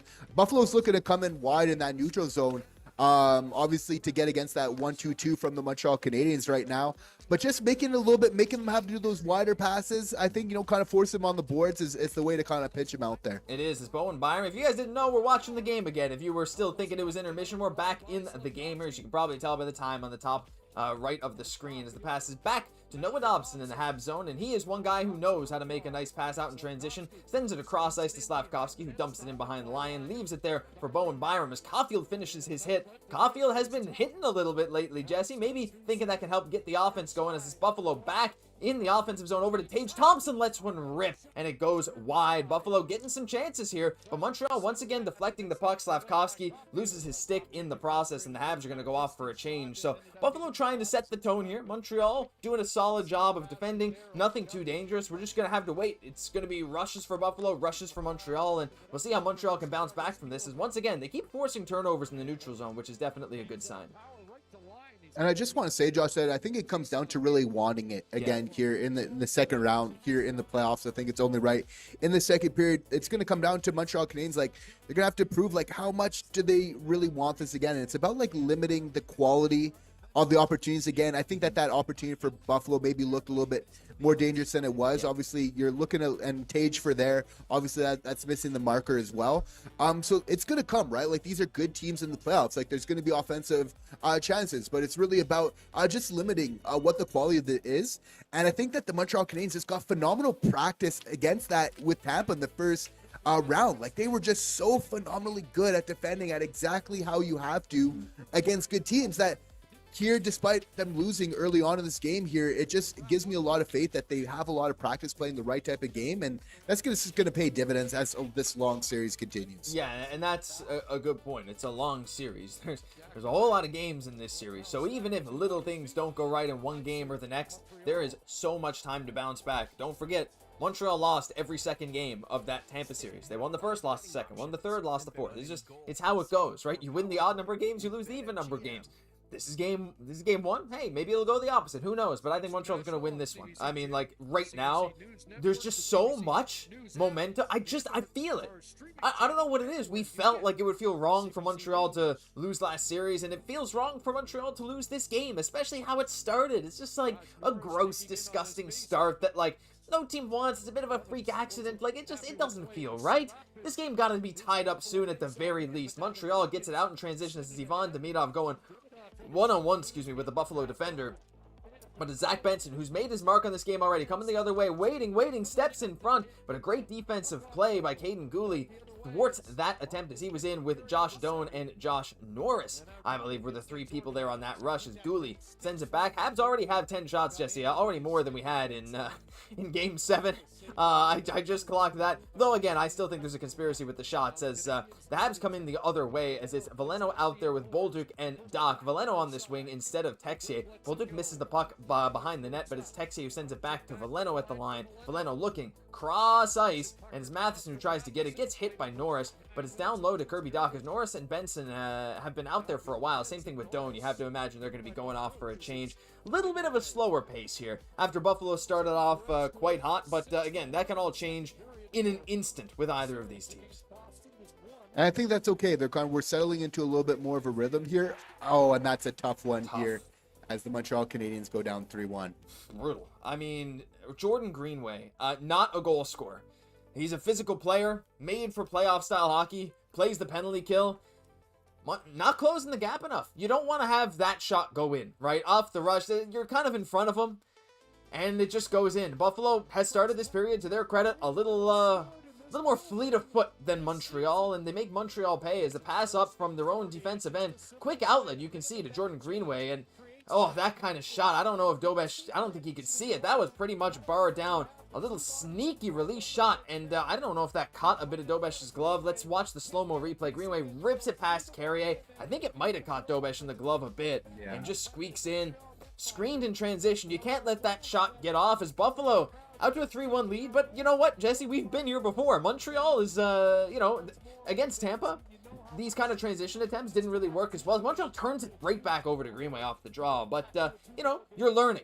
You're learning as the series goes on. Every single game, every single goal is a learning experience, and I just have to imagine that kind of goal is not going to happen again in this game, or hopefully in this series. And we're not even halfway through this one yet here, so plenty of hockey yet to be remained here for the Habs. So you got to feel like maybe Carrier, you're liking to either get that shot block or get out of the way of Dobesh in this type of opportunity here. It's a tough one, though, if you're Dobie, because you're feeling frustrated because it's obviously been so good in the playoffs. And right now, the whole thing is just not to get too deflated after a goal like that, right? Because different goals, the way that they're scored can have different effects sometimes. And sometimes when it feels like maybe a little bit of a softer one, can sometimes have a little bit more of a demoralizing effect. Now, for the Montreal Canadiens, again, it's going to come down to the poise. We said that's probably one of the main keys here in the second period. Not to let that affect you too much. There's going to be ebbs and flows. Like we know, Dobesh was very good in Game 7 for the Habs when the Montreal Canadiens were not as so much here.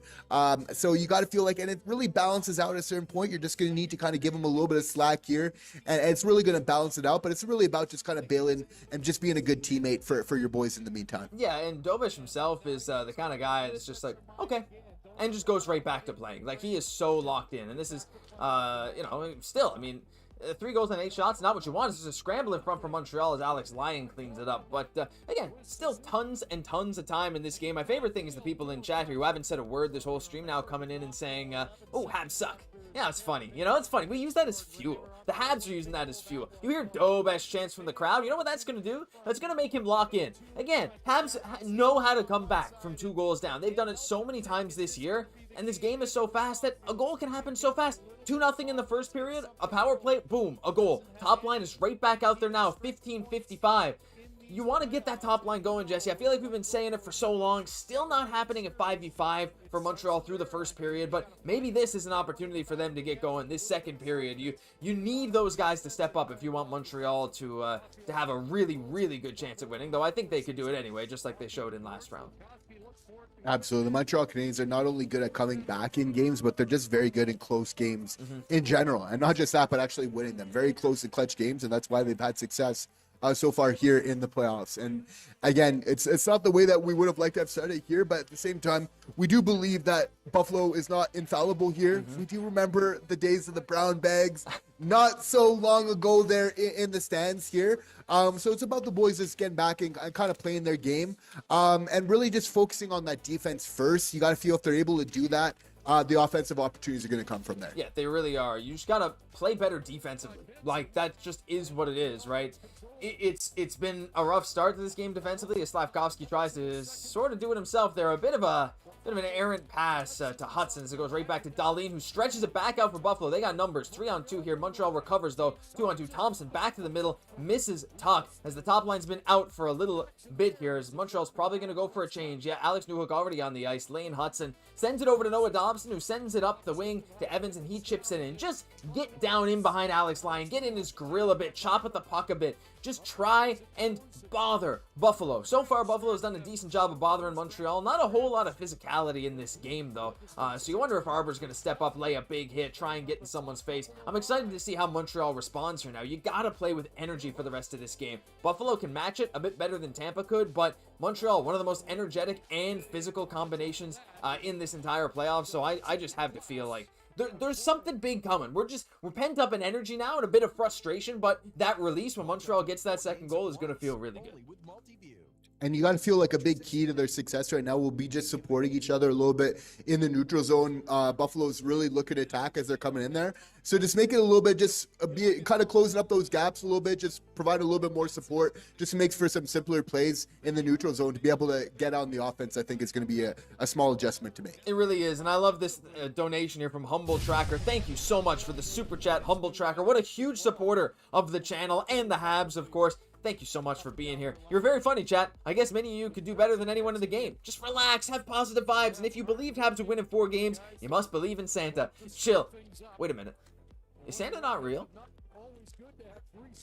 Okay, sorry, might take me a minute to recover from that, but you're so right, Humble. We've been here, right?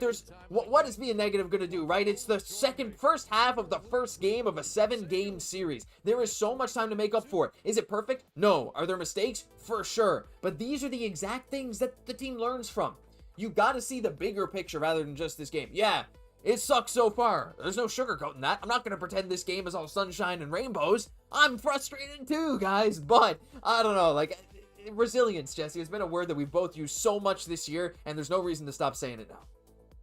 Yeah, and it's the playoffs, right? Like, there's going to be ups and downs, and at the same time, like, I got to agree, like, in Humble with a lot of ways, like, you know, it's like we're very much like there's going to be different teams getting their wins at different points. Do I believe that Montreal can still do it here tonight? Absolutely. But, like, you got to feel like strong chance that this series is going 6-7 games. In fact, the stats prove that there's a much stronger likelihood that this series does go 6 or 7 here tonight. But that being said, it's like we got a lot of faith in the boys here.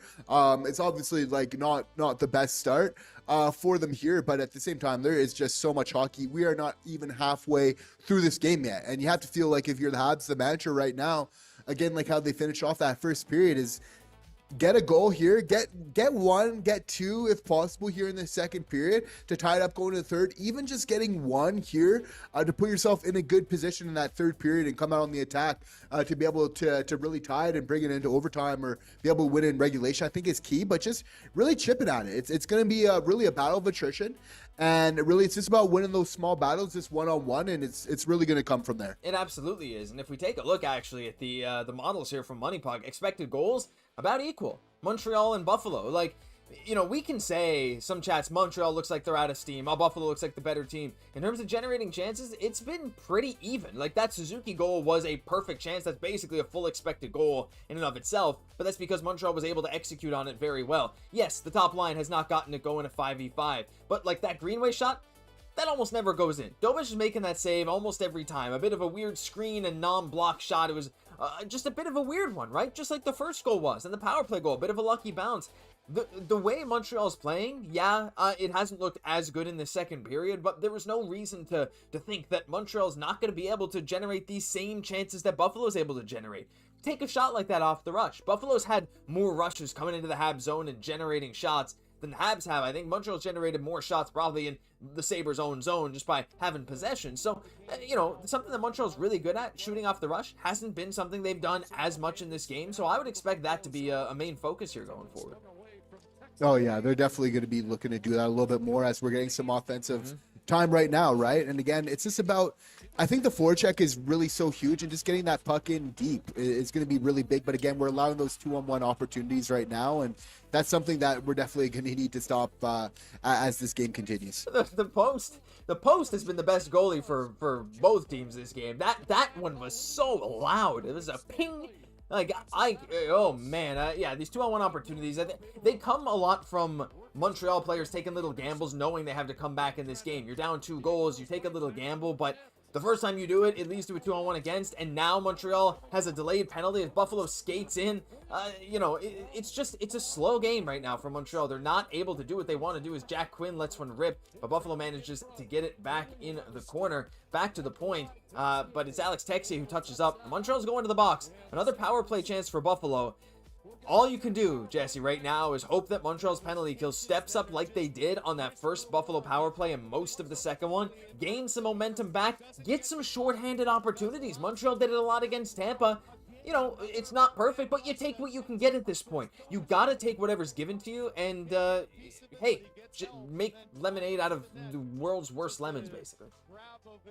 Being down 2 goals, obviously the best way, not the best way to get back into it with one of your best penalty killers, Caden Gooley, being in the box if you're the Montreal Canadiens. That being said, you have to take solace in the fact that, like, our PK has been very good, and early on this game, it's actually been a source of momentum for us. So that this is going to be a huge penalty kill here coming up. Love to see if Nick Suzuki, how he could potentially factor into this here because we're going to need to start getting our opportunities wherever they're coming here. But again, we've been having a solid penalty kill so far, and that's something we can build off of. Yeah, Alex Newhook has been phenomenal so far in the penalty. I got the wrong time up there. Alex Newhook just again there, the speed burst to get to the corner and clear that puck. He's been our best penalty killer tonight, and I don't think it's close. But yeah, here we go, another wide open breakaway chance. Breakaway chance for Dahlin on a power play. Montreal looks slow in transition. They don't know how to defend Buffalo right now. It's been all Buffalo for a little bit here. A bit reminiscent of the second period against Tampa Bay. Another weak second period so far from Montreal. But hey, no worse for wear. The puck doesn't go in, so it doesn't matter. Montreal gets it clear. Now you get a chance to reset, get your head back, screwed back on tight. You're still leading in shots. Just under 12 minutes left in the second period. I feel like I'm gasping for air here. Buffalo is smothering Montreal, but it's with their chances as Phil Deneau is taken down. No penalty there, but doing this again. Other than that one chance, another solid job here on the PK. For sure, but you got to feel like this penalty kill is huge. Like, yeah, for us to be able to win this game, we got to be able to kill this one right here. So it's coming down to it right now, as obviously they're establishing some offensive zone time.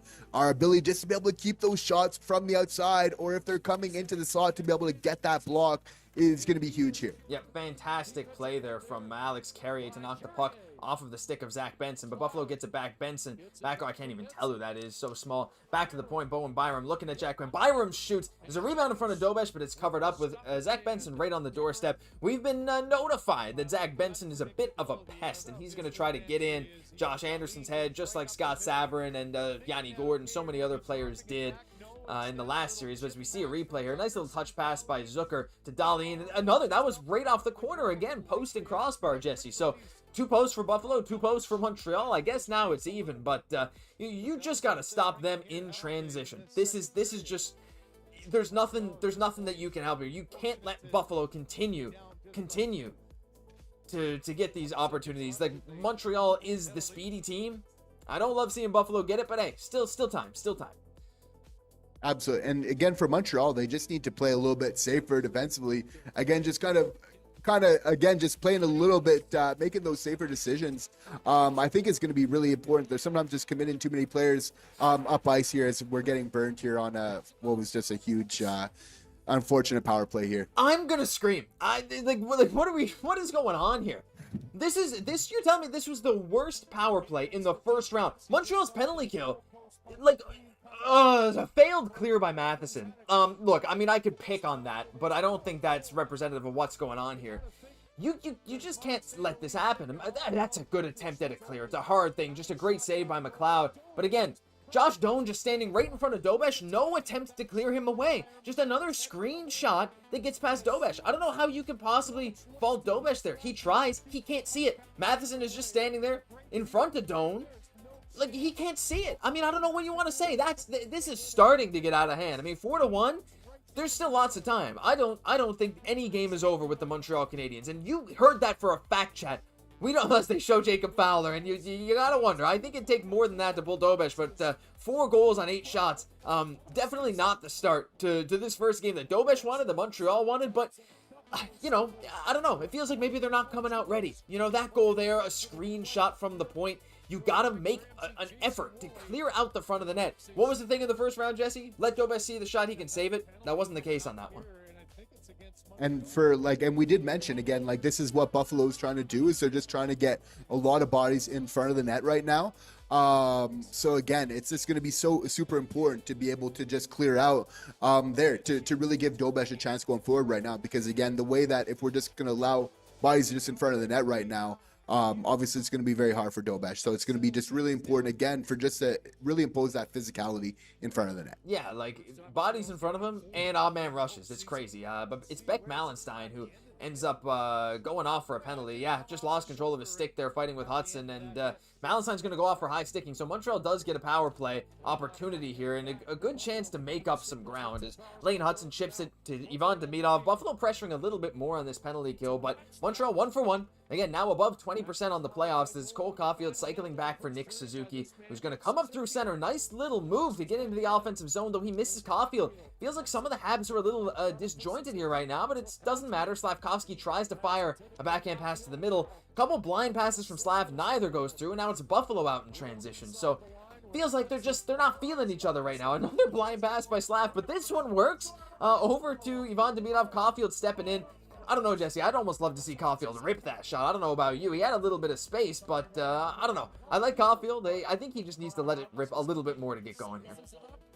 I love that take of, again, like you were mentioning earlier, of just letting Cole just rip the puck. Just that's really his game too, and by that he's just going to get more touches and really just be a little bit more a part of the game. That being said, we do have some time still on this power play. This is a huge opportunity to get us back in the game. Yeah, watch Slafkovsky back door there. He's looking right there at the doorstep, and if they can find him on that cross seam pass, Buffalo's not going to make it easy. But you see Caufield looking there, or Suzuki looking, and Suzuki has some of the best vision in the league. Hutson tries to make a little pass down to Caufield, but we're staying on the outside. We're not getting anything towards the net. We're just kind of flipping it around. Slafkovsky down to Demi. We need a pass to the slot, right? That's where Montreal has scored so many goals. Slav especially. Hutson over to Suzuki. Looking. Hutson again. Now only 20 seconds left in the power play. Demi, there you go. He fires it towards the net. Slav gets a stick on it and nearly tips it in. This is what you need to do, but Montreal has not been able to do it so far on the power play. With only about 10 seconds left on the power play, it's Hutson skating in. Cross ice. One-timer Ivan Demidov. And it goes offline and out of play. So a couple of nice chances near the end of that rush there. 6 seconds left in the power play. Power play still looks good, Jesse. I mean, even if no goal comes out of this one, I'm pretty confident in how Montreal looks so far. A couple of great chances in close. I just wish they'd shoot the puck more. That's really the key here. And again, you just want to be able to generate some momentum from your power play at the very least. But at the same time, we got to like the look that we're having Slav. Obviously, there's no secret of what works here in the playoffs. And this is going to be really important to address early on. You got to win the battle in front of your net to be successful here in the playoffs. The Montreal Canadiens are going to need to do a better job of clearing it for their own net and really owning it, because again, that's a part of the mental part of the game as well, of just that territorial, obviously, of just claiming space and ice. It's going to be really important. Also, just getting in front of Alex Lyon a little bit more as well. It's just going to be so key, not just in this game, but in this series. Exactly. Alex Lyon, again, not a super experienced playoff goalie. I mean, you can really do your best here to just pepper them and get bodies in front. They've got bodies in front of Dobeš. They've had odd man rushes. We haven't really had either against Alex Lyon. The only goal coming off a nice power play setup, and it was beautiful, but we're not making life hard on the Sabres right now. And we know Montreal can make life hard on the Sabres. We saw it for stretches in this game. We saw how Montreal made life hard on Tampa. But right now, another little step into the slot is Dahlin. It's a good chance, but Dobeš makes the save. It feels like Buffalo's kind of waltzing around the defenders a little bit. Yeah, I want to see that physical, like, to me, just shoot more, be a little bit more physical. I want to see them crush some of these Sabre players like we were doing against Tampa. Those first few games, Jesse, were so physical, and I thought that worked to Montreal's advantage a few times, but I'm not seeing it as much in this game, though. To be fair, Buffalo is being pretty quick, so it's been, I guess it's been hard to lay the body. There haven't been a ton of scrums or after whistle kerfuffles. Yeah, playing physical is really important, especially like sometimes Buffalo is kind of coming in and then Montreal's kind of losing some players that they just shouldn't be losing in the offensive zone, where we really just need to man up, gap up in those type of situations, right? So I think a lot of it comes down to just a little bit of that mental game for the Montreal Canadiens. That being said, it's like as this series goes on, is the Sabres aren't going to have that same level of experience to draw from either. So it's going to be a little bit of a level playing field. There is some a little bit of some mistakes and some of those mental gaffes, which have just been so incredibly costly, which if you're not having that in this game, where it's obviously looking incredibly different, than it is right now. That being said, it's like the Montreal Canadiens cannot be making any mistakes. They need to completely own the score on the scoreboard right now, and what they need to do to really improve from there. What I want to see from the Montreal Canadiens in this game here is absolutely like a no-quit attitude. It doesn't matter if they get the W here tonight. It's how I see them play through the rest of this game. I do absolutely believe that they can get one here in the second and be able to claw away and make this third period very interesting for sure. But again, it's about playing the game just the right way. It's going to be super important, and not getting too down on yourself, even though maybe some of the bounces aren't going your way right now. Yeah, just bit by bit. bit by bit. You got to play with confidence, and Buffalo's imposing their will a bit, and the Habs don't like that. They don't want that to happen, right? They're the same as us. They're like, oh, we can't keep letting this happen. No, we can't. We got to go back out there and prove to Buffalo, prove to ourselves, like, we know we're better than this. Now, I don't know if you could say Montreal's tired, this, that, doesn't matter. It's a new round, it's a new series. You had some rest, it's time to go. Alex saying, Habs took a sleep at the wheel tonight. A little bit, but we need to get him the whole kabong. Yeah. As also, Doofus Rex saying, as my, like my uncle used to say on Burrito Nights, let him rip, boys. I like that. That's exactly what we need to do. But there's just, bit by bit, chip away. Pound the rock. Little bit, chip away. That's all you can do. Make it a little bit harder on Buffalo. Ramp it up. And I do think Montreal still can win this game. We've seen it before. But again, like, it's a long series. Montreal has so much going for them. The 5v5 play is something they're going to need to shore up, though. Not a ton of great chances, but the top line out there again right now with a chance to prove themselves. And until they do, Buffalo's just going to keep doing what they're doing, try and keep neutralizing them, and force Montreal to win with their bottom six, which so far in this game, again, only halfway through this game, they've really not been able to do it. And I'm just, again, we're seeing some small things, though, like, are so important to build upon. Just Slaf making, like, some smart defensive plays just in the neutral zone. Like, this is truly, and again, doing it again, like, this is truly going to be the key for the Habs' victories. Again, like, controlling that neutral zone. We're allowing them to get, like, whoever's able to control that neutral zone is going to control the speed of the game. Whoever controls the speed of the game is going to control the direction and the outcome of the game. So, again, like, this is going to be won or lost, but, like, clearly the adjustments just need to be made in that neutral zone. If we can start owning a little bit more space and creating some turnovers there, that's how we're going to turn this game around. Yeah, you gotta do whatever you can to shift this momentum, because you're seeing the second period come to a close. If you're Montreal, you're looking at that time, you're like, well, we want to get a goal. We really need a goal here before the end of the second period. But, there's time to do it. And the way Montreal's played through the neutral zone, I think the neutral zone's a great point, right? How you play through there is how you're going to end up solidifying your advantage if you're Buffalo, or getting back in this game if you're Montreal. As they win the offensive drive, Demidov lets one rip. He's dangerous. He's going to be able to really do some crazy things this series. Some people in chat are wondering if you put him on the top line with Suzuki and Slafkovsky. I don't know about that. Like, yeah, Caufield hasn't been super good at 5v5 so far, but you might see some tweaks by Marty and Jesse as Buffalo comes in with Bowen Byram, sending it behind the net, behind Jakob Dobeš for Ryan McLeod on the other side as Ivan Demidov goes up against him in a board battle. Noah Dobson there with Alex Newhook. The puck bouncing around. No one can seem to corral it. Everyone's just chopping, but it squeaks back out to the point as Owen Power gets it, feeds it to the middle for Zucker, and he shoots. It's deflected wide. Owen Power behind the Habs net. Big Owen Power. Doesn't really lay the body a lot, but he's incredibly talented. Jason Zucker sees some space, lets one rip, and it deflects up and away. Zucker gets it back in the corner, fighting with Alex Newhook, who is shading him very, very well. Newhook got the speed advantage over Zucker, that's for sure at this point. Jack Quinn lets one rip. The puck is sitting in front of Dobeš, a little bit of a rebound. Quinn looking around. 40 seconds of consecutive ozone time for Buffalo now. This was Montreal's thing in the first period. It's Buffalo's now, getting trapped in their own zone. Quinn with a point shot.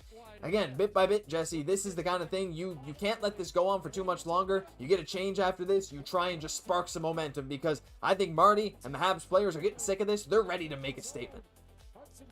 For sure. And again, right now, it's there's lots to be desired from the Habs game here.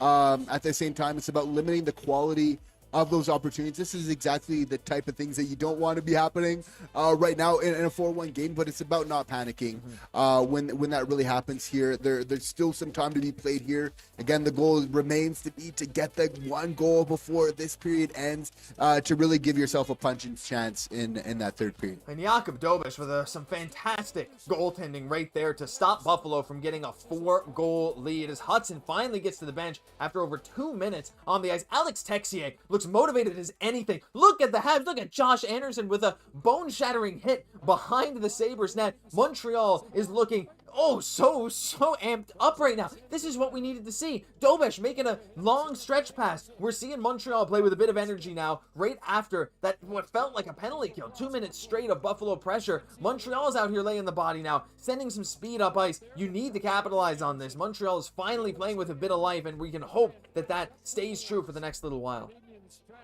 That's really the key to getting back into it. It's laying the body, getting that momentum going, and things will really come from there. And the reason why there is a little bit of a deficit right now is we've kind of gotten away from that, of again being able to generate those small little bits of momentum to really generate those larger bits. But really, speaking of which, Josh, we're getting close to our goal of the 26,675 subscribers here tonight. Thank you guys again for your support so much. We appreciate it.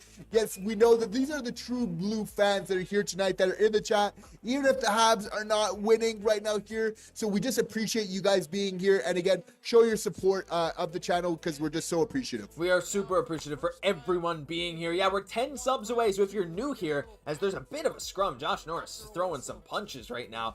This is kind of what we need, though. We need a bit of physicality. But if you're new here, make sure you subscribe, because we're here every single day with the latest Habs news. Montreal starts to be the Tampa Bay a-hole. Hey, you know what? We need to be a little bit of that. Logan Stanley staring down Kirby Dach. Stanley's 6'7", but doesn't look that big compared to Kirby, which I kind of like. People forget how big Kirby Dach is. Doofus Rex saying, come on, Sabres fans, hit the like. As Habs fans, we should do our part and keep the faith. Exactly. Alex, I don't think it's over for sure. I kind of expected this after a long emotional series. Yeah, it is draining, right? To go from what Montreal did last series to this series, it's a complete change of pace. It's a complete change of styles.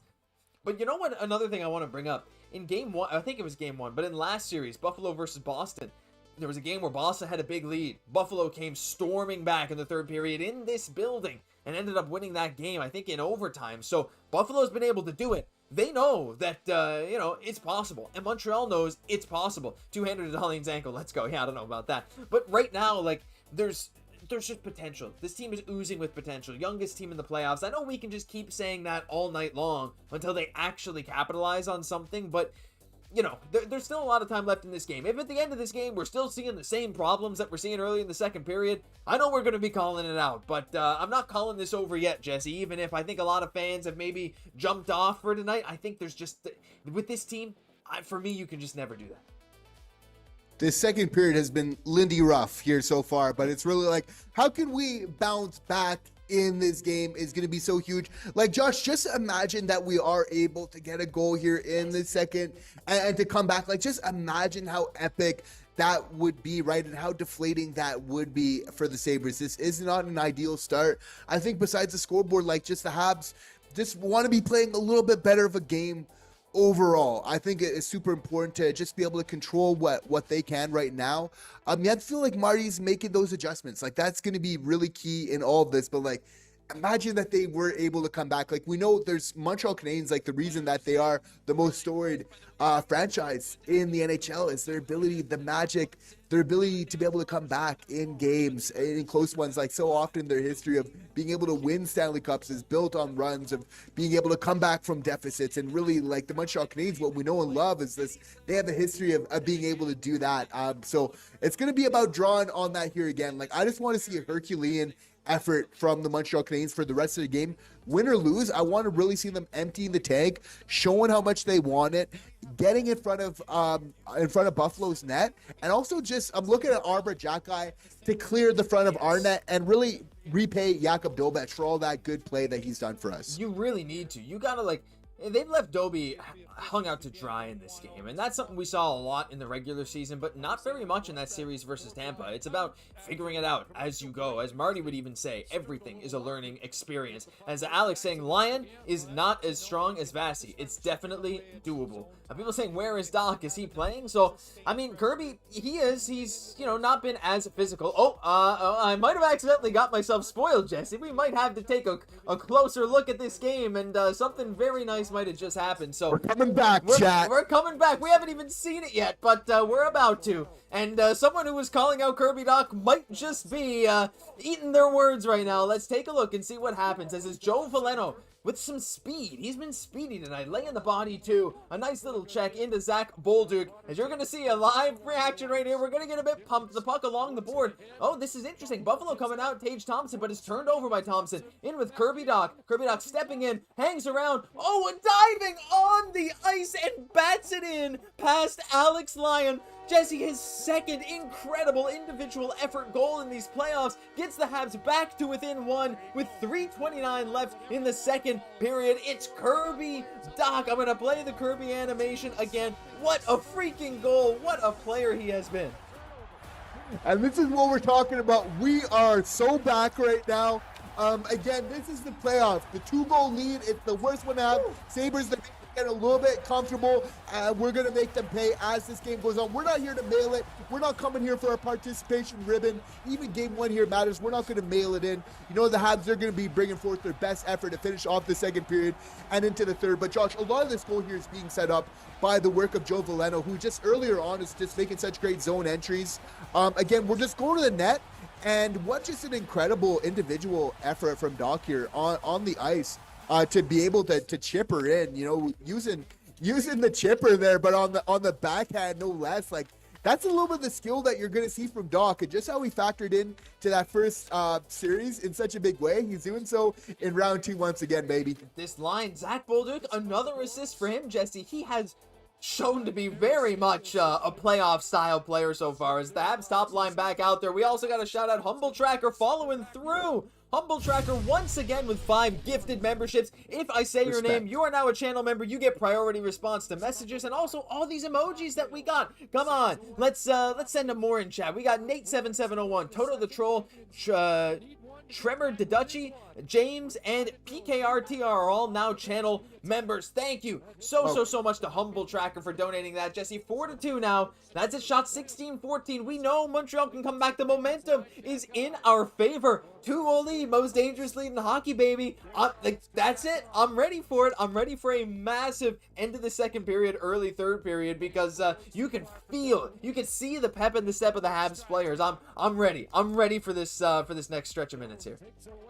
And Chad, are you seeing just the mental part of the game like being so evident right now as the ice is tilting in the Montreal Canadiens' favor just so incredibly quickly? This is why we don't get down and out. This is why we don't worry, because things can change very quickly in the playoffs. It's about creating your own chances in your own momentum. And once you get that momentum, really safeguarding it with all your heart. Exactly. Oh, safeguard, a bit of a turnover in front as the Habs don't safeguard the puck, but Zach Benson, his pass doesn't go through. Bless you. Logan Stanley sends it across. Bless you again. Jake Evans trying to get it out of the Habs zone, chipping to Alex Newhook, end of a shift. He's just going to dump it in. But Montreal, with a minute and a half left, has been able to weather this Buffalo storm to some extent and cut it back to a 2-goal game, with so many people saying Montreal looks outmatched down and out, as there is another little rush here for Jordan Greenway, but he is manhandled by Mike Matheson and sent to the ice. Don't forget too, Jesse, there's a bit of a history between Jakob Dobesh and Jordan Greenway, as Greenway got into his face once and Dobie just laughed as Deneau with a little dangle and nearly fires a backhander home on Alex Lyon. Hey, Lyon is not infallible. There's a whole lot of good stuff coming here. Josh Anderson stepping up into the play, going up against Owen Power. Power does not like to use the body very much, so Anderson's going to have a field day with that. Hutson fires from the point. This is what we need to do, Jesse, getting pucks towards the net, even if it's blocked. One little tip, like we saw in that Tampa Game 7, could change the complete outlook of this game. With only 40 seconds left, Hutson back across to Noah Dobson. Dobson looking, back to Hutson. Hutson waiting, shooting. The puck just squeaks into the slot, but nothing doing, no one there. Dobson trying to keep it in. I will say, Jesse, Dobson's hand doesn't look any worse for wear. He has looked like he's 100% tonight, I'll say. And again, I just love that Hutson and Dobson are on the pairing right now. That is absolutely who I think that Lane Hutson should be playing with. You want to put your best players in the best possible chances to succeed. I really do believe that there is a cumulative benefit of having just such offensive players here together, which will really show itself here as the Habs are buzzing to end off the second period. I mean, absolutely buzzing indeed. The second period will come to an end with that. But Buffalo fans happy that the end of the period didn't result in another goal. But Montreal, you have to think that they are very, very happy with the last few minutes there. Kirby Dach, the huge difference maker with a diving rebound tip chop. I don't know. His individual efforts have been incredible. Kirby has some of the most skill on the team when he's ready. People saying, Allez Montreal, Allez Montreal. That's right. Definitely the Habs score a late period goal each period. The Habs love to do it. It's going to make for a dramatic third period, Jesse, but the hype is starting to build again. 4-2. Look, I know it's still a 2-goal game, but right now, the momentum definitely in Montreal's favor. That last stretch of the period, Montreal got their legs again. They got their legs. They figured out what they need to do. These sustained offensive zone pressures, getting the puck toward Alex Lyon, just trying to look for a tip. That's what's going to make the difference in this one. And I'm really, really excited for the end of this game because, you know, Montreal's not happy with how the game's gone so far, and they have something serious to prove here. What a roller coaster that this game has been so far. We're here in the second period. There was moments where it looked like all was lost, Josh, until the Montreal Canadiens really remembered who they are, that the support that they have from just so many people around the world here. And again, just changing the momentum of this game so incredibly quickly. They have to feel going into this third period that they can definitely tie up this game here. Again, just showing that the offensive opportunities are absolutely going to be coming. And again, just so of such importance to know how the momentum is just shifting so radically, right? Like from one side to another, right? Which just goes to show that if you can get that momentum, if you can harness it, really the takeaway here, Josh, is that momentum becomes that much more palpable and potent as the playoffs go on. Is the team that can really harness it, the greater that the benefits that they're going to be able to get from it as this goes on. So that's what's going to come down to in this third period. If the Montreal Canadiens can build off that momentum that they generated, and again, they're going to need to get it again because it's hard to just carry it over to period. They're going to need to create it. There's going to be some goodwill there, but they're going to be able to, if they can really generate that by how getting pucks in deep, putting themselves in good positions, bodying up, there, you have to feel like if they're able to generate that momentum again, that's going to be a powerful tool for them. And Josh, I don't rule out the capabilities of them being able to tie up this game in this third period. Let alone rule out. I think it's, I don't know if I want to say likely, but like, I kind of do. Like, it feels like it. This team just never quits. Palpable, potent, powerful. All the P words. Keep the faith, you little Goombas, says Doofus. Yeah, that's right. Everyone in chat got to be keeping the faith. Leave some, you know what, Jesse, you did this last game. We're going to do it this one. Type believe in the chat right now. You know, I'm going to change this. Not how you're feeling about the Habs. Type, let's see. Believe if you believe. Type believe if you believe. It's simple. Do you believe? Just type it. Like, get that momentum going. We're ready for this third period. We're this excited in a 4-2 game in game one. That's how you know this Montreal Canadiens team is special. We can come up with so many, or even just a P in the chat for powerful, potent, and what was the other one you used? Palpable? Palpable, powerful, potent. It doesn't matter. This team is ready to go. I'm so excited, Jesse. We're loading up right now. I'm going to bring up some of the second period stats so we can look at how they changed from the first period. I mean, still, you know, there's a lot of ground to make up, but the end of that period, fantastic way to close it out. And we're going to take a look at some of the 5-on-5 line stats. And from the first period to the second, you know, Texas to Anderson still controlling a good amount of the shots. Not as many of the expected goals, but Newhook, Evans, Demidov, Dach, Veleno, Bolduc, of course, after that Dach goal, really shot them up. Like, top line, still not really getting it done, but still weighed down a bit from that 5-on-5 goal early when Hutson fell down. But some of the bottom six, again, stepping up, exactly what we needed. And I know we're just waiting for it, Jesse, but it really, really, really feels like the moment that top line locks in and Caufield starts scoring 5-on-5 goals, and Suzuki scored in the power play, of course, but when they start producing, that is the defining factor in this game, because the other lines, honestly, like, they're doing their job to the best of their ability. And there are some positive and strong indicators for the Montreal Canadiens that they will have success in this third period. Why? They're just one of the best third period teams in the league. Also with the first line there, is just at a certain point, you got to feel, again, like we're seeing Nick Suzuki having an impact on this game in the power play, but 5v5, can they break through there? It's just a matter of time before they really come through. I think if we're maybe kind of picking straws at why maybe that isn't happening, it's maybe the physicality side of things there. How can Slav maybe impose himself? Because I feel like that's going to be a huge part. Like, he needs to do a lot of heavy lifting for that first line in the playoffs. Even though he's that youngest player, I think like he's probably like that in the playoffs. He's the most important player for the Montreal Canadiens. Is because unless the Montreal Canadiens have the puck, which I think Slav, that's really his bread and butter, then Nick Suzuki and Cole Caufield, they can't operate as well. Now we know Nick Suzuki, he's going to bring that offense. He's going to bring that defense, but again, it's going to come down to Cole. But I have faith in them here, Josh. Like, I truly do. Again, this is the fact that we're a good third period team. The fact that when I'm looking at those stats in the top line, maybe hasn't the best night, you just have to feel like in the third period, that's going to kind of regress to the mean, which means positive things for the Montreal Canadiens. Yeah, and I know we've been saying it for a while, but it's because we believe in, right? And like, you guys have been typing believe in the chat because you guys believe too. Like, it's got to happen. Like, you don't just go through the whole regular season like, and then just to have something like this happen. We've seen this top line go through cold spells before. This year, not as much because Caufield's been producing so much, but last year, like, we saw it. There were big stretches where that top line just wasn't getting it done, and even this year, we've seen Slafkovsky come off the top line to play with Demi, and I'm actually really curious to see if Marty goes back to something like that for the third period. But again, when you score there near the end of the period, again, it's not that top line, but it's the Dach line, you get a bit of momentum. Maybe you'll keep it. Maybe you'll keep it. But I do see a lot of believes in the chat. A lot of P for palpable. A lot of letter P too. Jesse, your smile feeds family, says Muckhorse. Oh, that's true. We see all kinds of comments about that. It's simple by Showtime. We're going to need Caufield and Demi to start playing. You know what? They absolutely will. You know what else we need? We need the 100th like on the stream. We're 2 likes away. If you are the 100th like, we'll give you a massive shout out. Let us know though in the chat. No one let me know on the 75th. If you are the 100th like, let us know. We're just 2 away, 2 clicks. Thank you for watching. One of my favorite comments here says, I could walk into my mom's place, and if I saw Jesse and Josh wine and dining her, I wouldn't be upset. You know what? That's all right. We wouldn't do that. We're kind people here. You know what? But that boldness you need to do something like that to a fan, that's the kind of boldness the Habs need to play this third period with. They need to go into Buffalo and just say, you know what, I don't care about how the fans feel. I need to use ththese fans screaming Dobesh's name, booing the Habs, cheering the Sabres as momentum. And like, they know in their own building what they can do. It's Alex Jesse for Ikram and chat says the 100th, but so did Muckhorse. Both of them, I'll give you both credit. So shout out Alex for being such a long-time supporter. Always good to chat with you as well. Muckhorse9687 saying your Smile Feast family's also being the 100th. Jesse, we got some fantastic chatters, and this momentum is starting to rise once again.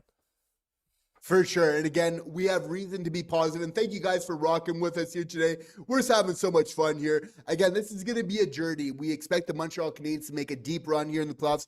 And we're just getting going. This is fun, but like it really builds as the playoffs get going. That's really like the second round is really where that momentum really starts building and you start feeling it, especially coming into this third period. Again, like we know we're down right now. You just got to get a goal in that first 10 minutes. And then you're giving yourself a really solid chance to tie that game here in that last 10 here. Who am I looking to, Josh, here in the third period? I can't help but feel Lane Hutson. I feel like he's going to want to make amends for that gaffe early in the game. I think he's a big-time player.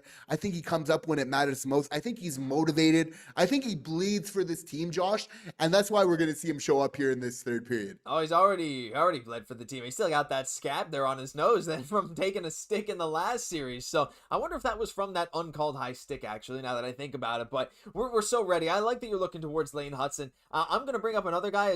We do have playoff stats now, which is awesome that we don't have to use the regular season stats down here anymore. I'm going to bring up, I got to generate it real quick. So we're going to, nope, that's not the player I wanted. Just bear with me here for a moment because I want to get his stats. But there's a certain player that's been playing really well for Montreal and a certain player who had a fantastic goal in Game 7. That's Alex Newhook. I'm ready. He only has 2 points in 7 games, but he has been so much more than that. And again, I am a bit biased. I'm from the city he's from. He grew up not that far from me. Like, there's a whole lot there, but he's been our best penalty killer tonight. He's been playing with so much effort and intensity, and his line has been working really, really well tonight. I mean, we take a look at the numbers. Yeah. It's not going to...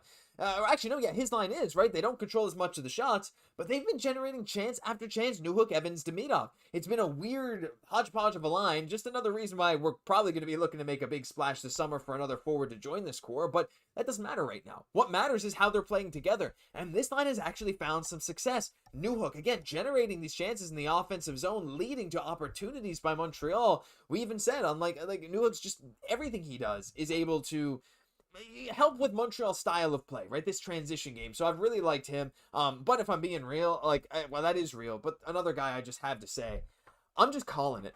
I'm going to say it.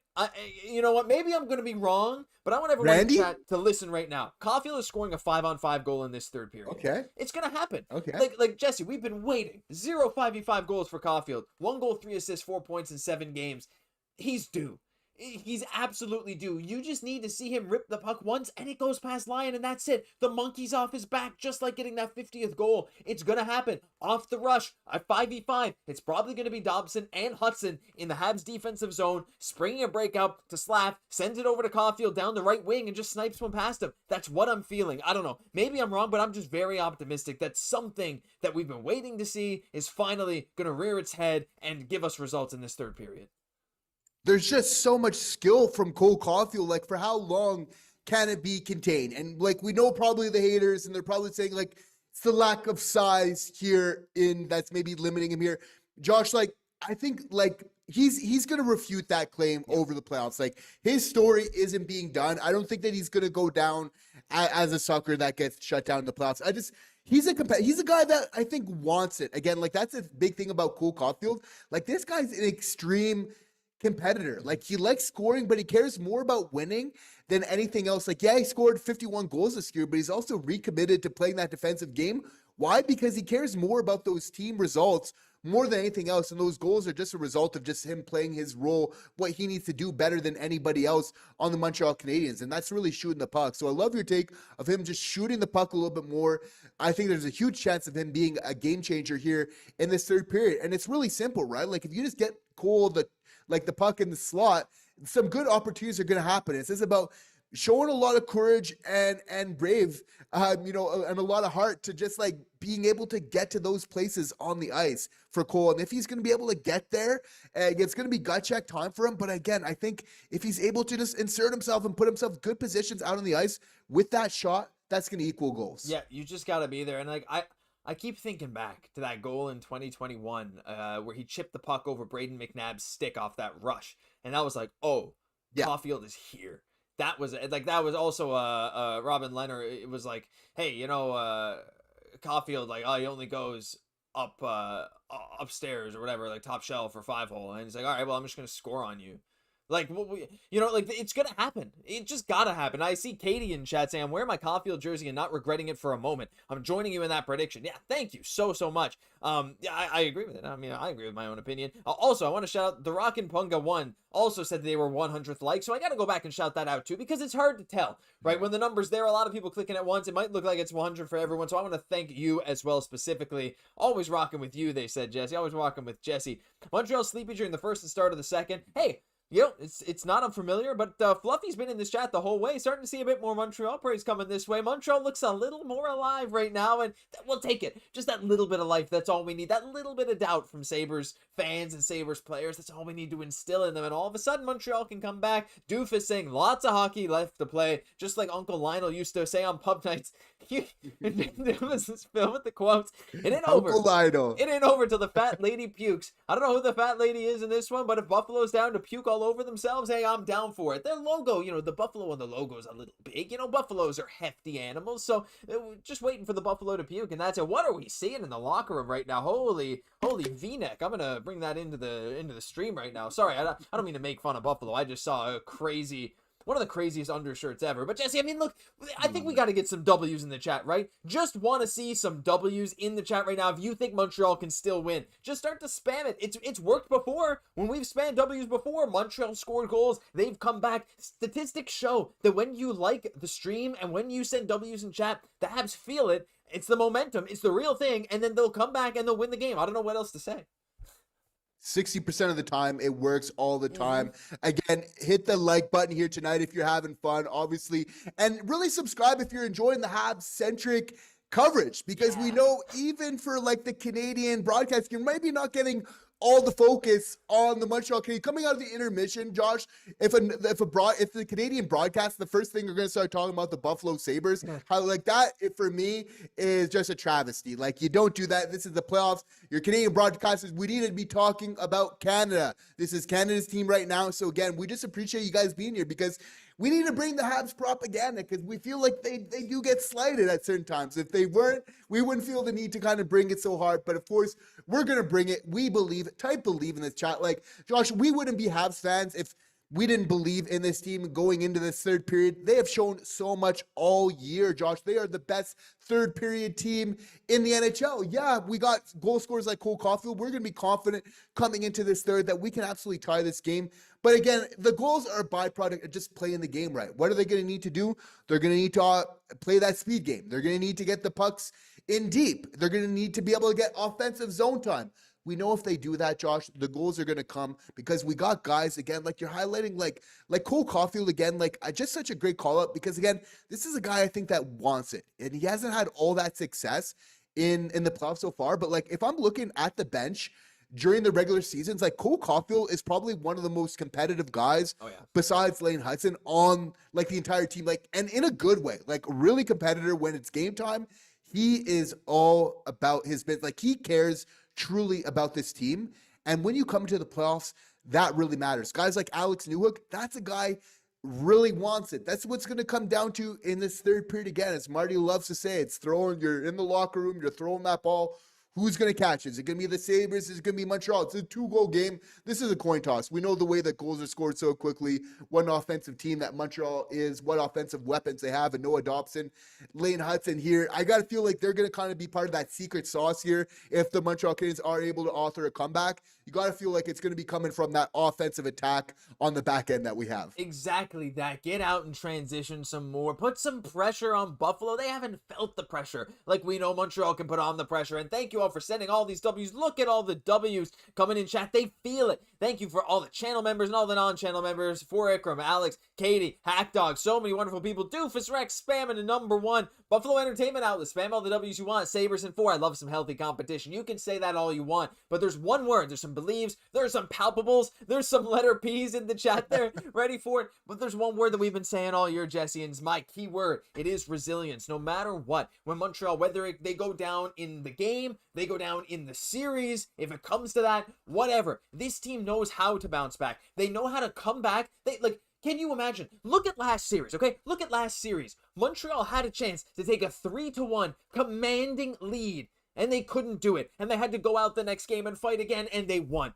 They had a chance to win the series. They were up 3-2 at home in front of a rocking Bell Center, and they just couldn't quite do it. They couldn't quite win that game, and it had to go back to a Game 7 in Tampa. And what did they do? They won. Montreal is able to take these tough moments, these stretches where they don't play their best hockey, and come back and play some of their best hockey immediately after. So whether that we're talking second period to third period in game 1, whether we're talking game 1 to game 2, or first 2 games into the next few games, it doesn't matter. The resilience of this team, resilient and relentless, says Katie. It's exactly what defines this team this year. The skill is too much to ignore, Jesse.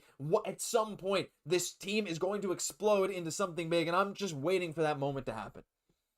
Without being reckless, right? Because we know that if the Montreal Canadiens are playing that safe defensive game, that we're going to be okay. Because, even though it's easy to overreact, and that's often because we love, the Montreal Canadiens so much, and we're bringing the hype. We're going to bring those reactions here. That's what we're here to do, right? But, big picture, Josh, if we're just kind of, putting on, our objective hat for a second here, is Montreal Canadiens, you can say in a lot of ways, won the first period in a lot of ways. That being said, it's just in terms of opportunities, okay, maybe not, but the second period was bad, but it's just about kind of limiting those opportunities egregious. Yeah, you had a bad period, but again, that's happened in many games that the Montreal Canadiens have won where they've had a bad second period. Have we been able to improve upon that over the year? Yeah, definitely. But as the season goes on, going into that third period, that's definitely when this team shines the most. It definitely is. And who else but Caufield getting a one-time shot off the rush, right off the opening face-off. Couldn't quite put it past Lyon. He kind of went against the grain. Lyon, Vasilevsky tended to overslide. Lyon underslid. If Caufield had put that top left, it would have gone in, but hard to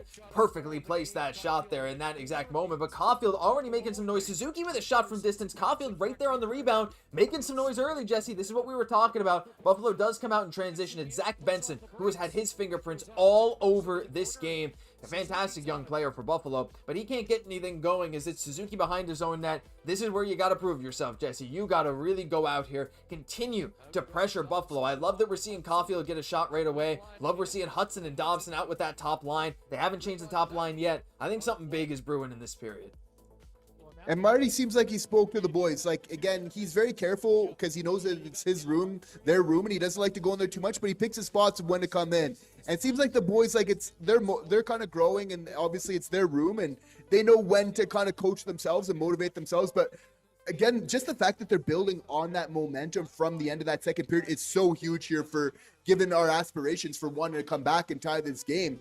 Because again, it's not a given, as we mentioned, to be able to really carry momentum from one period to another. So the fact that they're able to do this with the very concerted game plan early on of just letting the puck rip, as we're really talking about, as you made such multiple great points about, Josh, I think it's just a really good look here for the Montreal Canadiens to to get back in this one once again. Let it rip, baby. As Montreal again continuing some pressure here in the Buffalo zone. You can see Ivan Demidov. Oh, nice little chip to himself off the board. Send it back to the point. Carrier shoots. It's tipped. This is what we're saying, man. We're just letting it rip. It's getting tipped on net. Montreal has already gained a bit of momentum here in this third period. You've got to keep the pressure on. Ivan Demidov with the puck once again, skating into the Buffalo zone. Tries to dangle around the Buffalo defender. Can't quite do it as it's cleared out eventually by Buffalo. I believe that was Beck Malenstein again.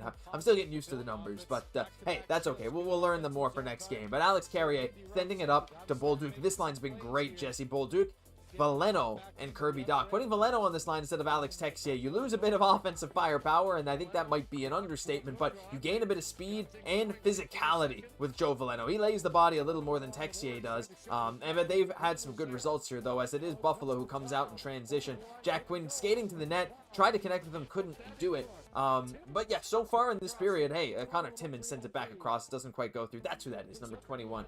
Still, back out in front, and Buffalo can't connect. You use this momentum, Jesse. These chances here for Buffalo, they're getting theirs. But it's Montreal who's just trying to continue to put the pressure on, and you can't let up. You can't afford to. And prevent those inner slot chances. They're looking to force things towards the front of the net. That's obviously a little bit of a prime one there, and that's the exact type of opportunities you're looking to avoid.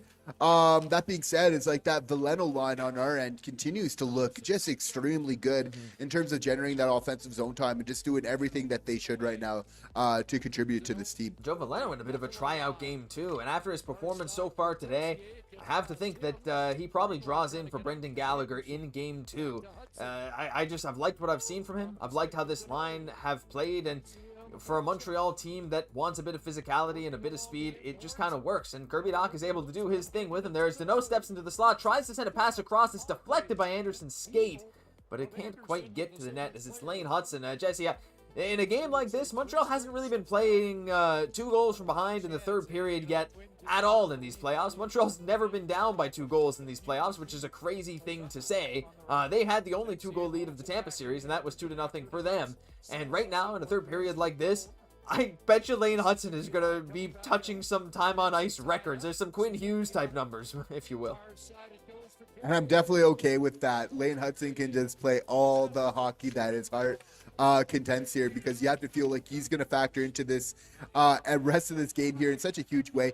You got to love what you're seeing again, like what we said for the Habs here for the rest of this game. We just want to see them playing good hockey. And I think from that point on, like, we're just seeing them play very good right now, getting pucks on net. They're doing just what they need to do right now. And again, it sounds simple, but it's truly what the game is built off of. Just those winning actions. They truly have the momentum right now, and they're going to look to really harness that and capitalize that to their advantage on the scoreboard. They really are. They're going to try their best, as they showed the replay of the barely missed chance by Jack Quinn. It was Veleno couldn't quite get back in time, though I don't know if that was actually his coverage or not. Didn't matter. The puck just barely went wide. He only had about a puck's width to put that past Dobeš anyway, but hey, no worse for wear as it's Nick Suzuki out there with Dobson and Hutson, it looks like, and Caufield out there with Suzuki. Caufield gets the puck, stops up, back up to Hutson, who took like 3 seconds on the bench. Dobson tries to fire it towards the net, it hits Suzuki, can't get out. Suzuki gets the puck back though, and it's Caufield looking down to Juraj Slafkovsky. Top line staying together for now. Dobson back up to Slafkovsky, skating through the slot, shoots! That was a bit of an interesting rebound from Lyon there as Caufield taps it back out into the front of the net. Top line looking good so far this period, Jesse, but it's Buffalo out in transition the other way. Very important that this first line looks good, because again, that's what was missing from us. If they can just really play well, like, that's how this series is going to be won from the Montreal Canadiens. They need that top line to show up.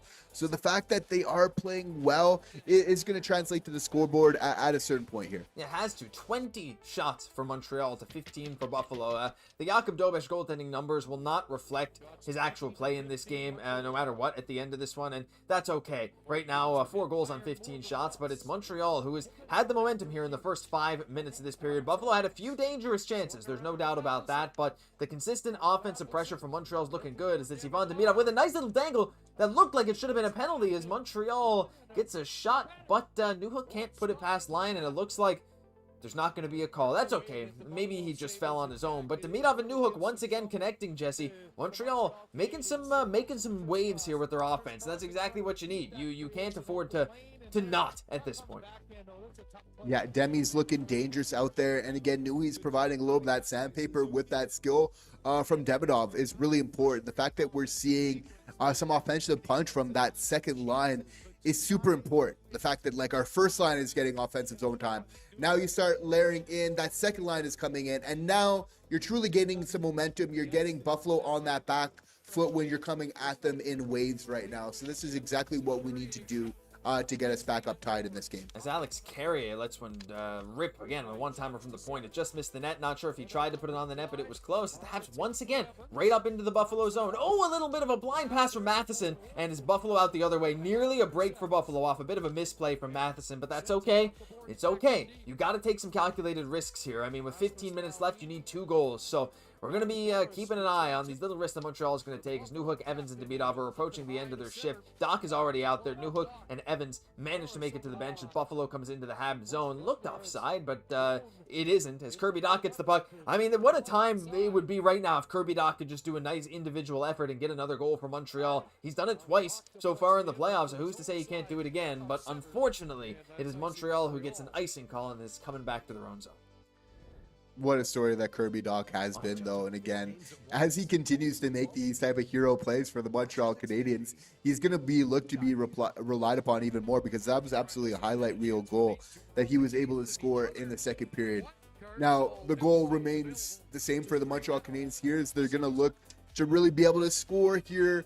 I get a goal before that last 10 minutes here of this third period to really give themselves only a 1-goal deficit for that last 10. So it's all about just breaking this period down just to 2 halves, win these next couple of minutes, and then take it from there. Peyton Krebs gives a big chop to Dobeš after the whistle, and then laughs in the face of Kirby Dach, who tries to punch him, but it looks like Caden Gooley is down and in some pain after that one. Dobeš, a nice little save, hoping Caden Gooley is okay. Habs have been a bit banged up, definitely, on the defensive end. We don't know how healthy Dobson is. We hope it's just a stinger for Gooley. He was a bit keeled over. We'll get an update in a minute. And also, David Reinbacher down in Laval left the game and did not return in the first period last game. Though some are speculating that it's probably not too serious, considering he looked a little banged up in the game before. Probably just something that's ailing him, maybe a muscle pull. It doesn't seem to be anything big. But you know what? Injuries are part of the game, especially in the playoffs. Like, no team ever makes it to the Stanley Cup final fully healthy. It's how you deal with the pain and deal with the injuries that your team gets. And this is probably just a stinger for Gooley. I don't imagine it's anything worse. Just like Dobson just took a stinger last game and he's right back out there. And with 13:58 left, you just got to use every little thing you can as momentum at this point. The Sabres are getting in on your goalie, chopping at him, laughing. Get mad at him and go out and score a goal. Like, I don't know. You got to summon something, because after this starting stretch, Montreal started to look a little bit slower, but you got to find your legs here. 14 minutes, get the crowd on their back for 1 goal, Jesse. You suck the air out of this building. Completely different atmosphere. And I wonder when Marty's going to maybe think about pulling the goalie if we don't get a goal. He's an aggressive coach. I don't want to look too far ahead, because I do think we'll get a goal before that.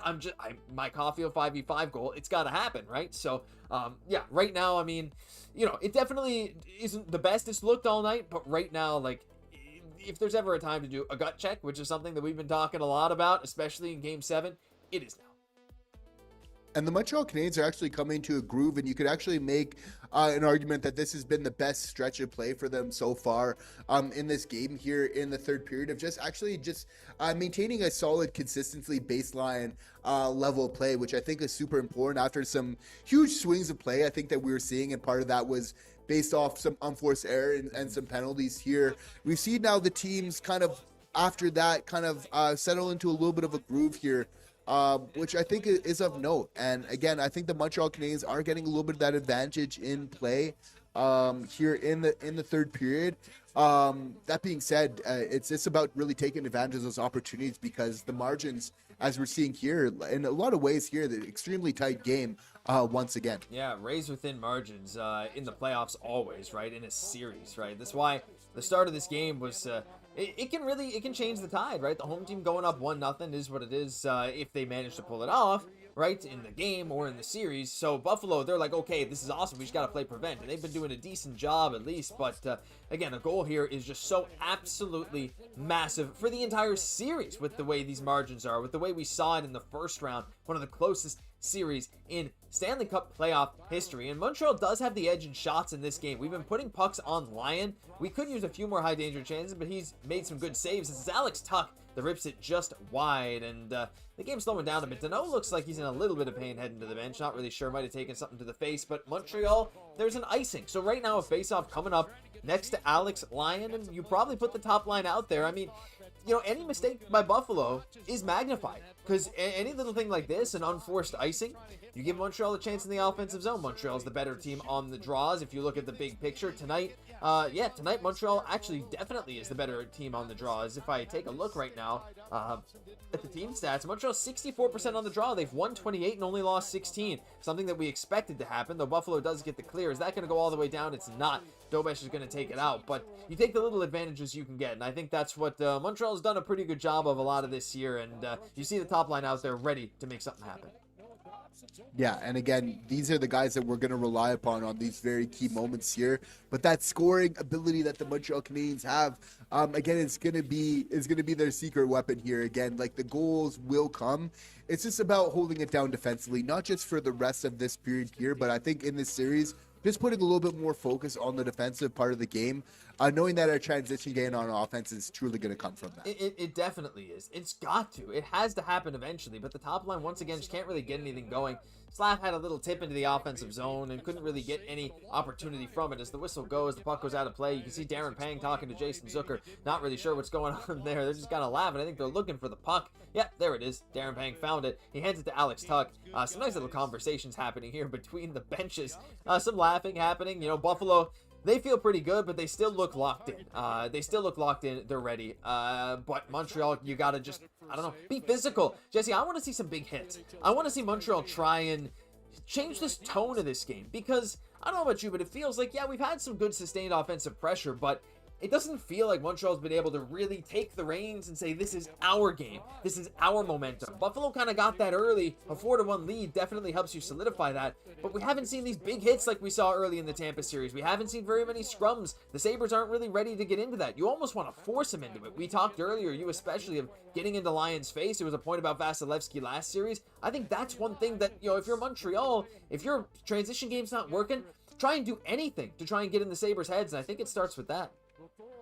And we're looking at guys like Josh Anderson to absolutely be able to bring that physical game, because look how important he factored in to early on against that series against Tampa Bay, often being one of our best players early on. So again, I don't think that Josh Anderson's really had his final say. He's been a little bit quiet here tonight, but again, we're going to look for him to obviously be a factor here in this series, and that really starts with the physical play. It really, really does. As Matheson is out there with Jack-Eye at the moment. Matheson just waiting behind the net. The fans pounding on the glass as Matheson looks for the outlet pass, and he's going to send it to Dach, who sends it up to Bolduc, who tries to rush into the zone, held a little bit by the Sabres player, but not quite enough from Byram to cause interference. As you see, Dach flying in for a hit and nearly getting a chance right in front of the net. Kirby Dach is playing with some gusto tonight. Kirby is absolutely everywhere since the mid-second period, I would say. He was a little invisible early on, but he has really made a name for himself here, but that is offside. Kirby tried to stay on, couldn't quite do it.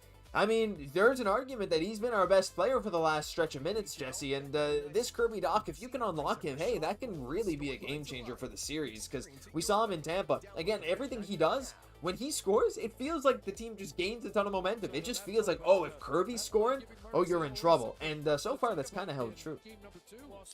And again, it's no surprise that it's bigger players like Kirby Dach that are having success in the playoffs, because we're seeing, like, right now, like, yeah, he's scoring some nice goals, but it's often just starting from him just keeping possession of the puck in the offensive zone and using really, like, his size to protect the puck, because that's, like, really Kirby Dach's game, and when he's at his best.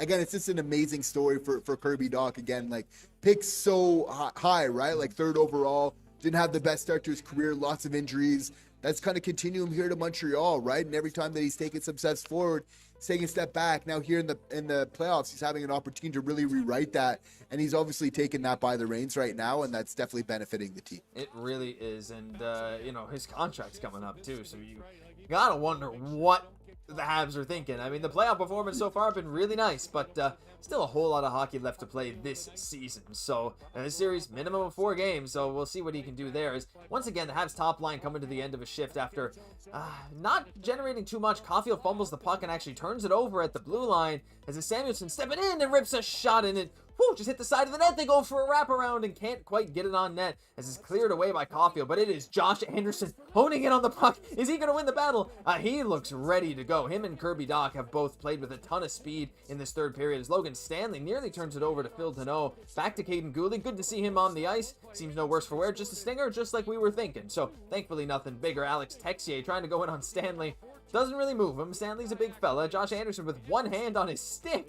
Dude, he is crazy. Deneau looking for Anderson, tries to center, but it's Buffalo coming the other way. Buffalo's done a better job of closing off the space for Montreal as Jack-Eye, look, getting into it with Zucker there, Jesse. I mean, this might be the start of a little bit more physicality.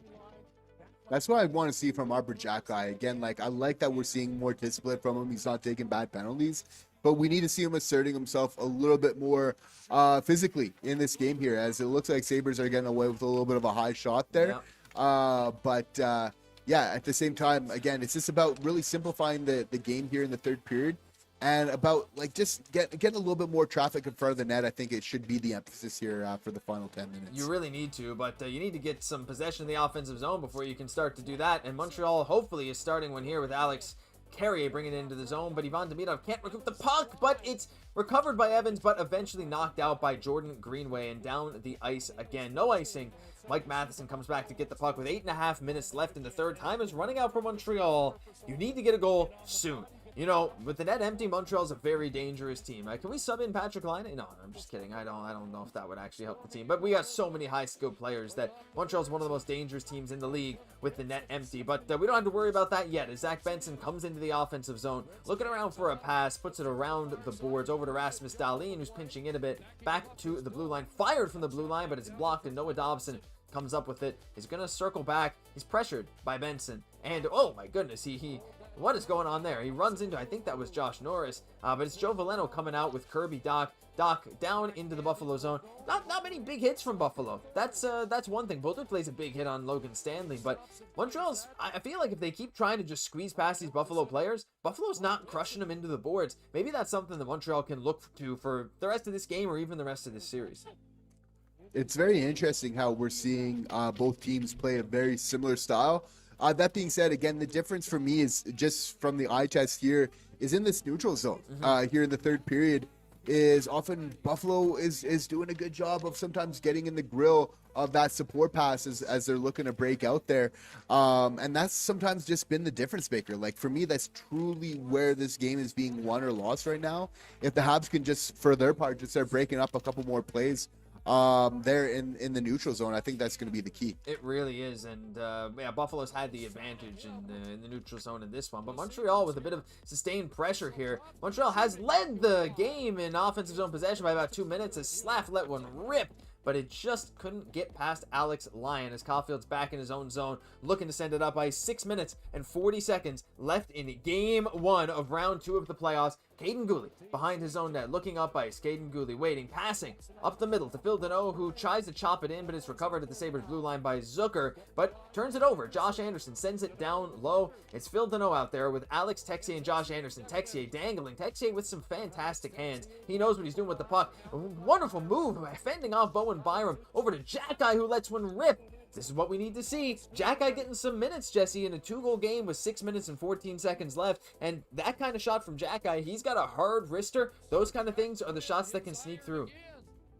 Yeah, and I'd love to see Arbor Jack-Eye getting some trust from Martin St. Louis in such a close game here. That's a huge nod, given their history and everything that they've been through. So obviously seeing that support for Arbor Jack-Eye is so huge. Again, thank you guys for all the support here as well. We're just one sub away from our goal of 26,675 here. So everybody here that's watching right now, just look down below to see if you're subscribed. If not, just hit that button. You just need to put in your email address. Super simple. Just one simple click for you, but it means the world for us. It really does. The number of subscribers has been growing so much these playoffs because you guys have been enjoying. You've been tuning in every single day. We had a video this morning. We're talking throughout this whole game. There'll be a video after. Videos every day about the Habs. And if that sounds good to you, I don't know why you're not subscribed, because we don't take breaks just for you. And it's because of you guys that show up every day as we hit the goal. 26,675. Someone liked what they heard and they hit it. Thank you so much. It was an ambitious goal, but you guys followed through as we still got almost 200 people in here. I know the game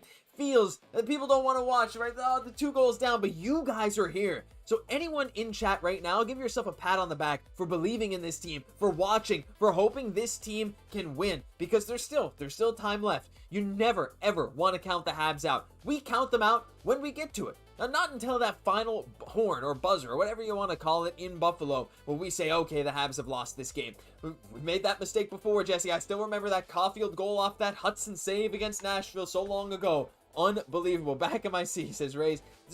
W's in the chat. Yeah, look at that. Buffalo Entertainment Outlet.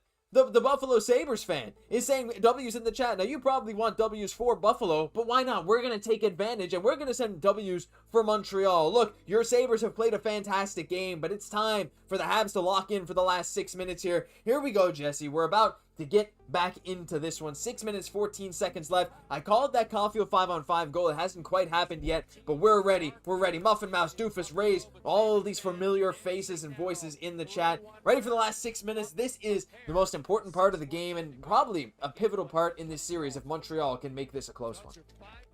Love rocking and having all of you guys here with us here tonight. It's making it so much fun.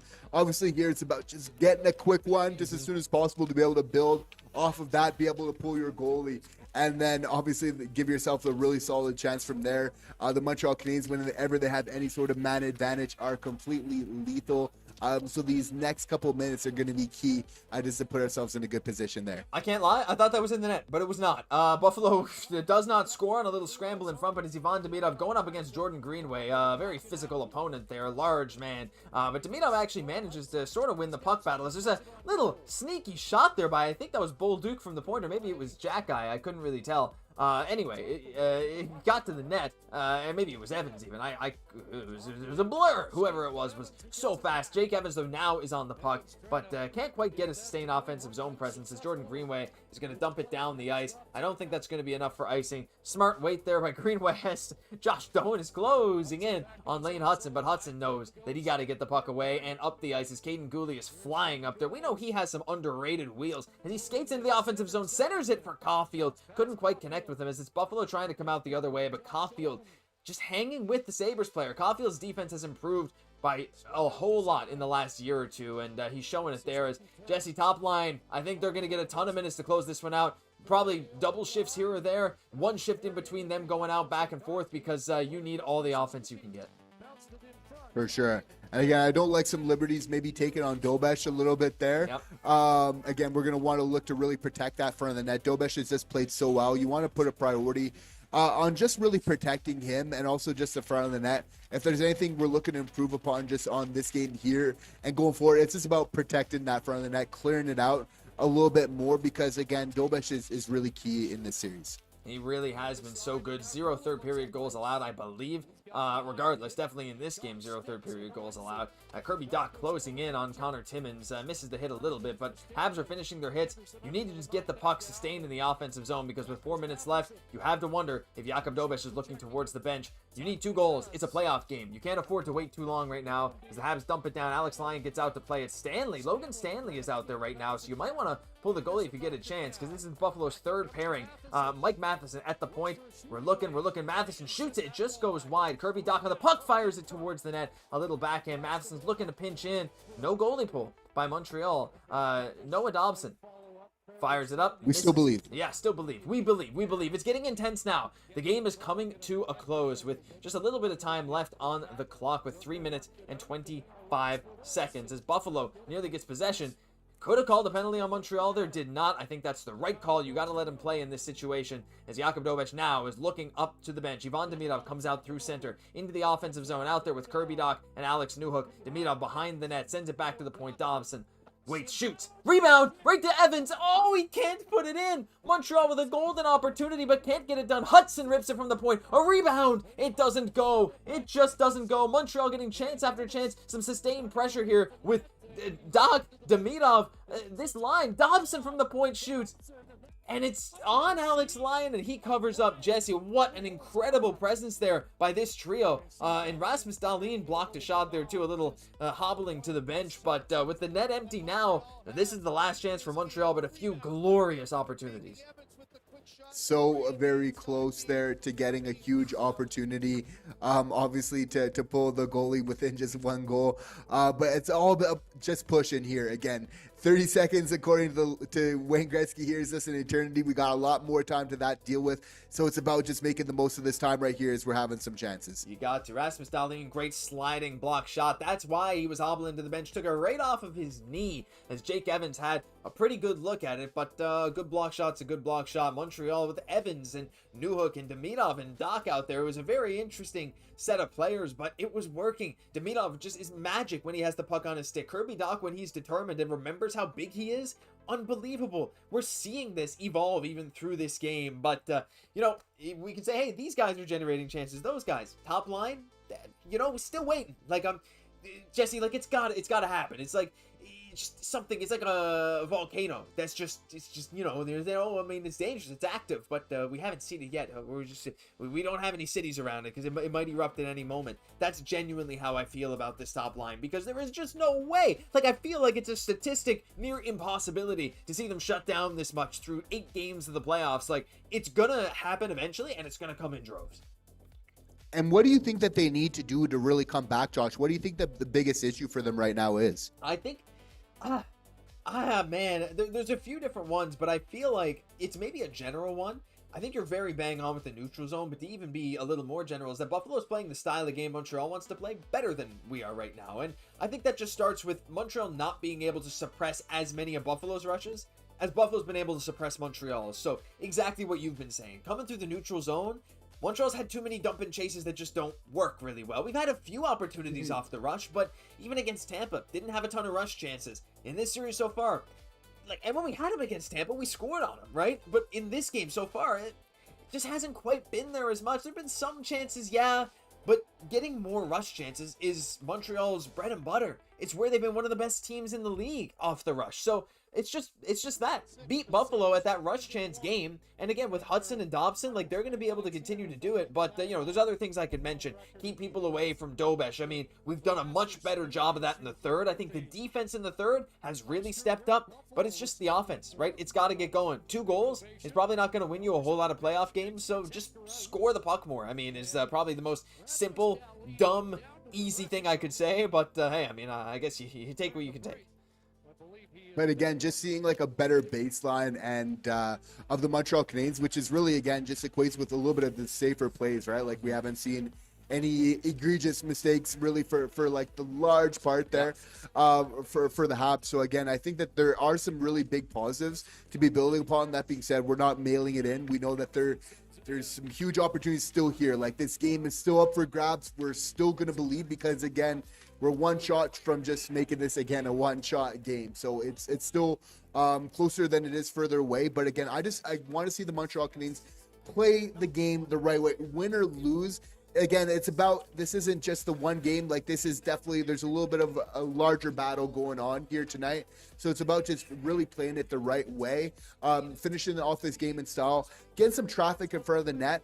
But for Cole, again, it's like he's going to be extremely successful. It's just he needs the puck in the offensive zone to be able to do that. So playing a little bit more of that puck possession game is going to be huge. Yeah, for sure. As Caufield sends a blind pass to the slot. And by the way, we're seeing Slav pull that like Bedard type release where he's pulling the puck close to his body and ripping it. Suzuki rips a one-timer and it deflects into the corner. Caufield gets it behind that out front. And Slafkovsky nearly stuffs it home. Montreal generating chance after chance with the net empty right now. Some great sustained offensive pressure. Caufield with a couple of really nice passes as he's working the Sabres over in the corners is Connor Timmins, but it squeaks out, and with only 1 minute and 50 seconds, the shots are 11-1 for Montreal in the third period, Jesse. Like, this is what I'm saying. It's a 2-goal game, but 2 of Buffalo's goals are probably not going to happen for, like, the rest of this series, right? What they've been doing, right? A lucky fall and a lucky-ish penalty call. So, right now, like, this game, this third period is a fantastic example of what Montreal can do as the ref calls Lane Hutson for bringing the puck in offsides. It must have just squeaked out.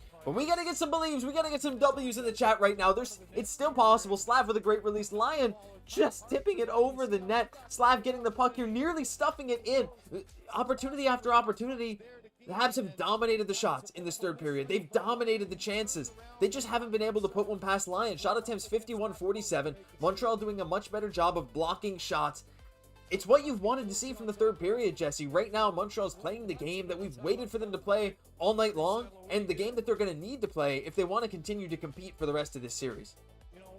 And that's the key phrase here, because the Montreal Canadiens have now revealed the blueprint here in the third period for the rest of the series of how they should be really playing. And again, it's adjustments on adjustments, and whatever they were able to do coming into the third period, they really seem to have figured things out here.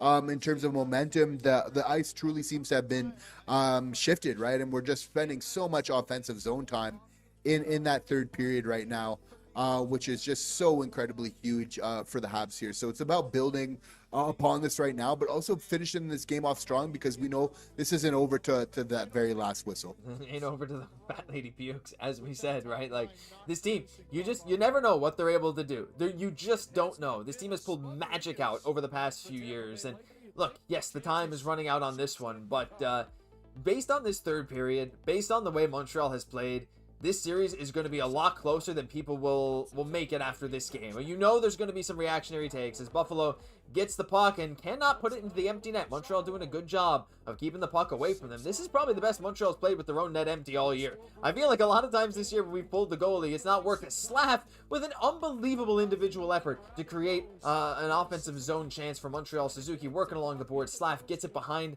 the net. You can feel the desperation coming into my voice right now as time is running out. 1 minute left. Lane Hutson down to Nick Suzuki. Back up to the top. Noah Dobson rips the puck. It deflects just wide once again. That's another near goal. Like, these things are just inches away from going in. Nick Suzuki fires it across and it can't go in. Ivan Demidov can't tap it in. Caufield back to the point. Dobson over Ivan Demidov, looking around, down low, back to Ivan Demidov, looking around, back, or that's Hudson, sorry, that's down to Demidov. There's Lane Hutson again, back up to Dobson, winding up, doesn't shoot. Dobson fires a wrister, it deflects just wide once again. Caufield down into the corner, 30 seconds left in this game. Lane Hutson tries to put it into the middle. Buffalo fighting for possession, the crowd coming alive right now. Lane Hutson trying to work over the puck. Josh Doan with it, it squeaks loose. Buffalo is able to clear the puck as it goes into the bench. And with 16.5 seconds left, this game is all but over. We're just going to have to wait for the final horn. 2 goals in 16.5 seconds. Rather unlikely, but this third period, Jesse, it's the kind of momentum you needed to see from Montreal as there was chance after chance after chance, shot after shot. The Buffalo crowd is into it, but Montreal definitely knows what they're going to need to do for next game to try and even this series up. And figuring it out as the game goes on, they're going to take a lot of solace out of outshooting them for the large part. Basically 2xing them in terms of shots here at 28-16 here as the last couple of minutes are winding up here. So again, like, you know, there's a lot of positives there that we've been able to limit some opportunities. It seems like obviously the high danger opportunities were there early on in the game. We weren't able to really protect against that. And that was some of the big difference makers here tonight. Yep, we couldn't protect against the thing that we kind of knew they would come out doing. But, you know, that's all right. It's a new matchup. You learn new things about the new team. And Montreal had a great chance, a bunch of great chances in this game. Even at the start of the third period, they tried. We got some Buffalo fans in chat who were very happy. Well, congratulations to the Sabres fans, because this is going to be the only win you get this series. You know what they say, Jesse. The series is not over until the home team loses a game. And there's a whole lot of hockey left to be played. Not the start Montreal wanted. Outshot the Sabres 28-16. Outplayed them badly in the third period, but the result is the result. Just like we said in the Tampa series, we won the game 2-1, even though Tampa outplayed us badly in some periods. There's a whole lot to be learned from this game. Game 2, we've seen how the Habs have bounced back after losses. Montreal, let's just say it, Jesse, Montreal undefeated this year in the playoffs following a loss. So I'm just saying, right? We have a big precedent here. This team knows how to get it done after they lose a game, and a loss like that has got to eat at them even more than these Tampa ones. That resiliency from this young team has been really big, and they've been very good at limiting those back-to-back losses so far, as we've seen so far in the playoffs, right? Like, they haven't lost those back-to-back games. So again, that's going to be really big for them to come out big here in game 2. Again, you have to feel like they figured it out in the third period, which we're definitely going to take solace from. Again, this one's going to hurt all the same because obviously that first game in the series is so huge for taking that advantage early on. So this is a tough one for the boys. But that being said, we're feeling a lot different coming out of this game, Josh, if we're not having like that third period like we did where the ice is being tilted, where we're basically having 10 times the amount of shots that they did on net, right? So you got to feel like just continuing that level of play, that the goals and the wins will come as a result of that. They definitely will. Like, this flashes of brilliance from this team are not going to go away. But I'm still like, I'm a little upset that I feel like we knew what Buffalo was going to try to do. And Montreal just couldn't quite get it done. And I know there's some bad bounces. There was a questionable penalty call. But for the most part, this game was played pretty cleanly. Like, very few penalties. 2 penalties each. It was what it was. Or well, actually, I think 3, right, for Buffalo. Anyway, for us. But regardless, it was a fairly clean game. There was a lot of hockey. The game went by pretty quick. All things considered, not a whole lot of whistles.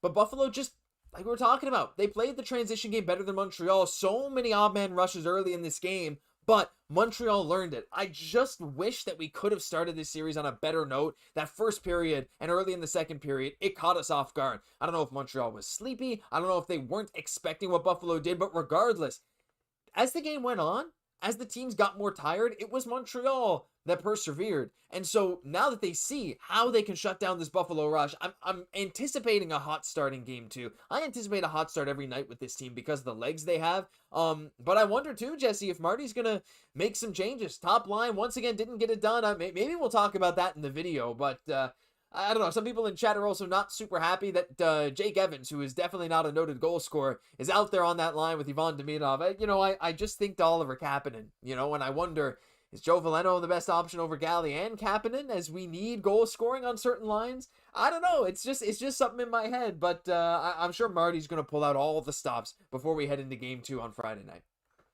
And let us know in the chat, like, who do you think should be drawing in for game 2? Should it be Oliver Kapanen? I think there's a solid argument to be made there. Josh, I wouldn't be ruled if we do see Oliver Kapanen at some point in the lineup for the Montreal Canadiens. Again, he's a 20-goal scorer in just his first year in the NHL, and he also provides some good defensive play. So you don't want to, there's not too many holes in his game other than just the experience.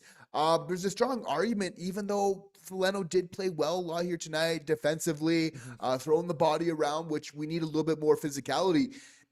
Again, like Josh, I was surprised to see Brendan Gallagher being drawn out of the lineup because he saw that, like, even the impact that he had in that last round. And he even said, right, that like he feels he should be part of the playoff lineup. Like, he allowed himself to say, and he said, like, and he thinks like a lot of his teammates feel like he should be out there as well on the ice. So it's going to be very interesting to see what they go to here for game 2. They're definitely going to have some options.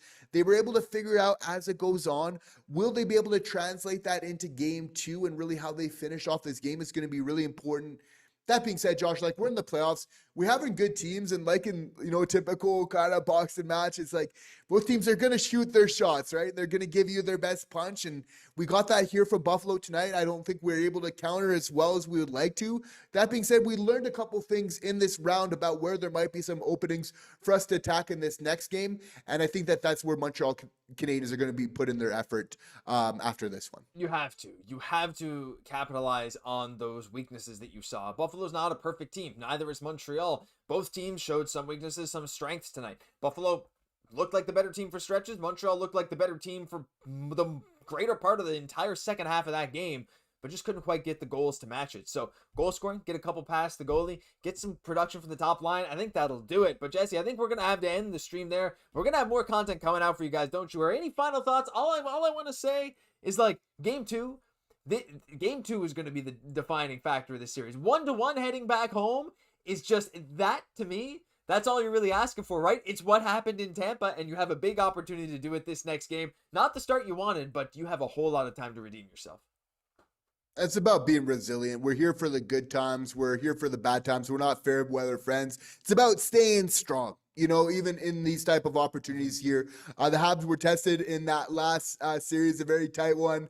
They didn't expect this to be a cakewalk here tonight. That being said, it's like they're not getting the, kind of the result that they want, but you got to feel like there's some takeaways here. It's going to be their ability to be able to execute on those takeaways and those potential openings that will determine their success in game 2. We're ready for it. We're ready for it. Like Marty's ready for it. They like that. You can't beat Tampa like that and come into this game, have that kind of performance, and not be like, oh, it's time to lock in. So listen, that'll do it for this stream. Thank you for tuning in for the whole game, everyone. We got more content coming every single day. Don't you forget it. So make sure you're subscribed. Thank you for helping us hit the sub goal. I'm Josh Gosse, my co-host Jesse Poirier. We'll catch you in the next one.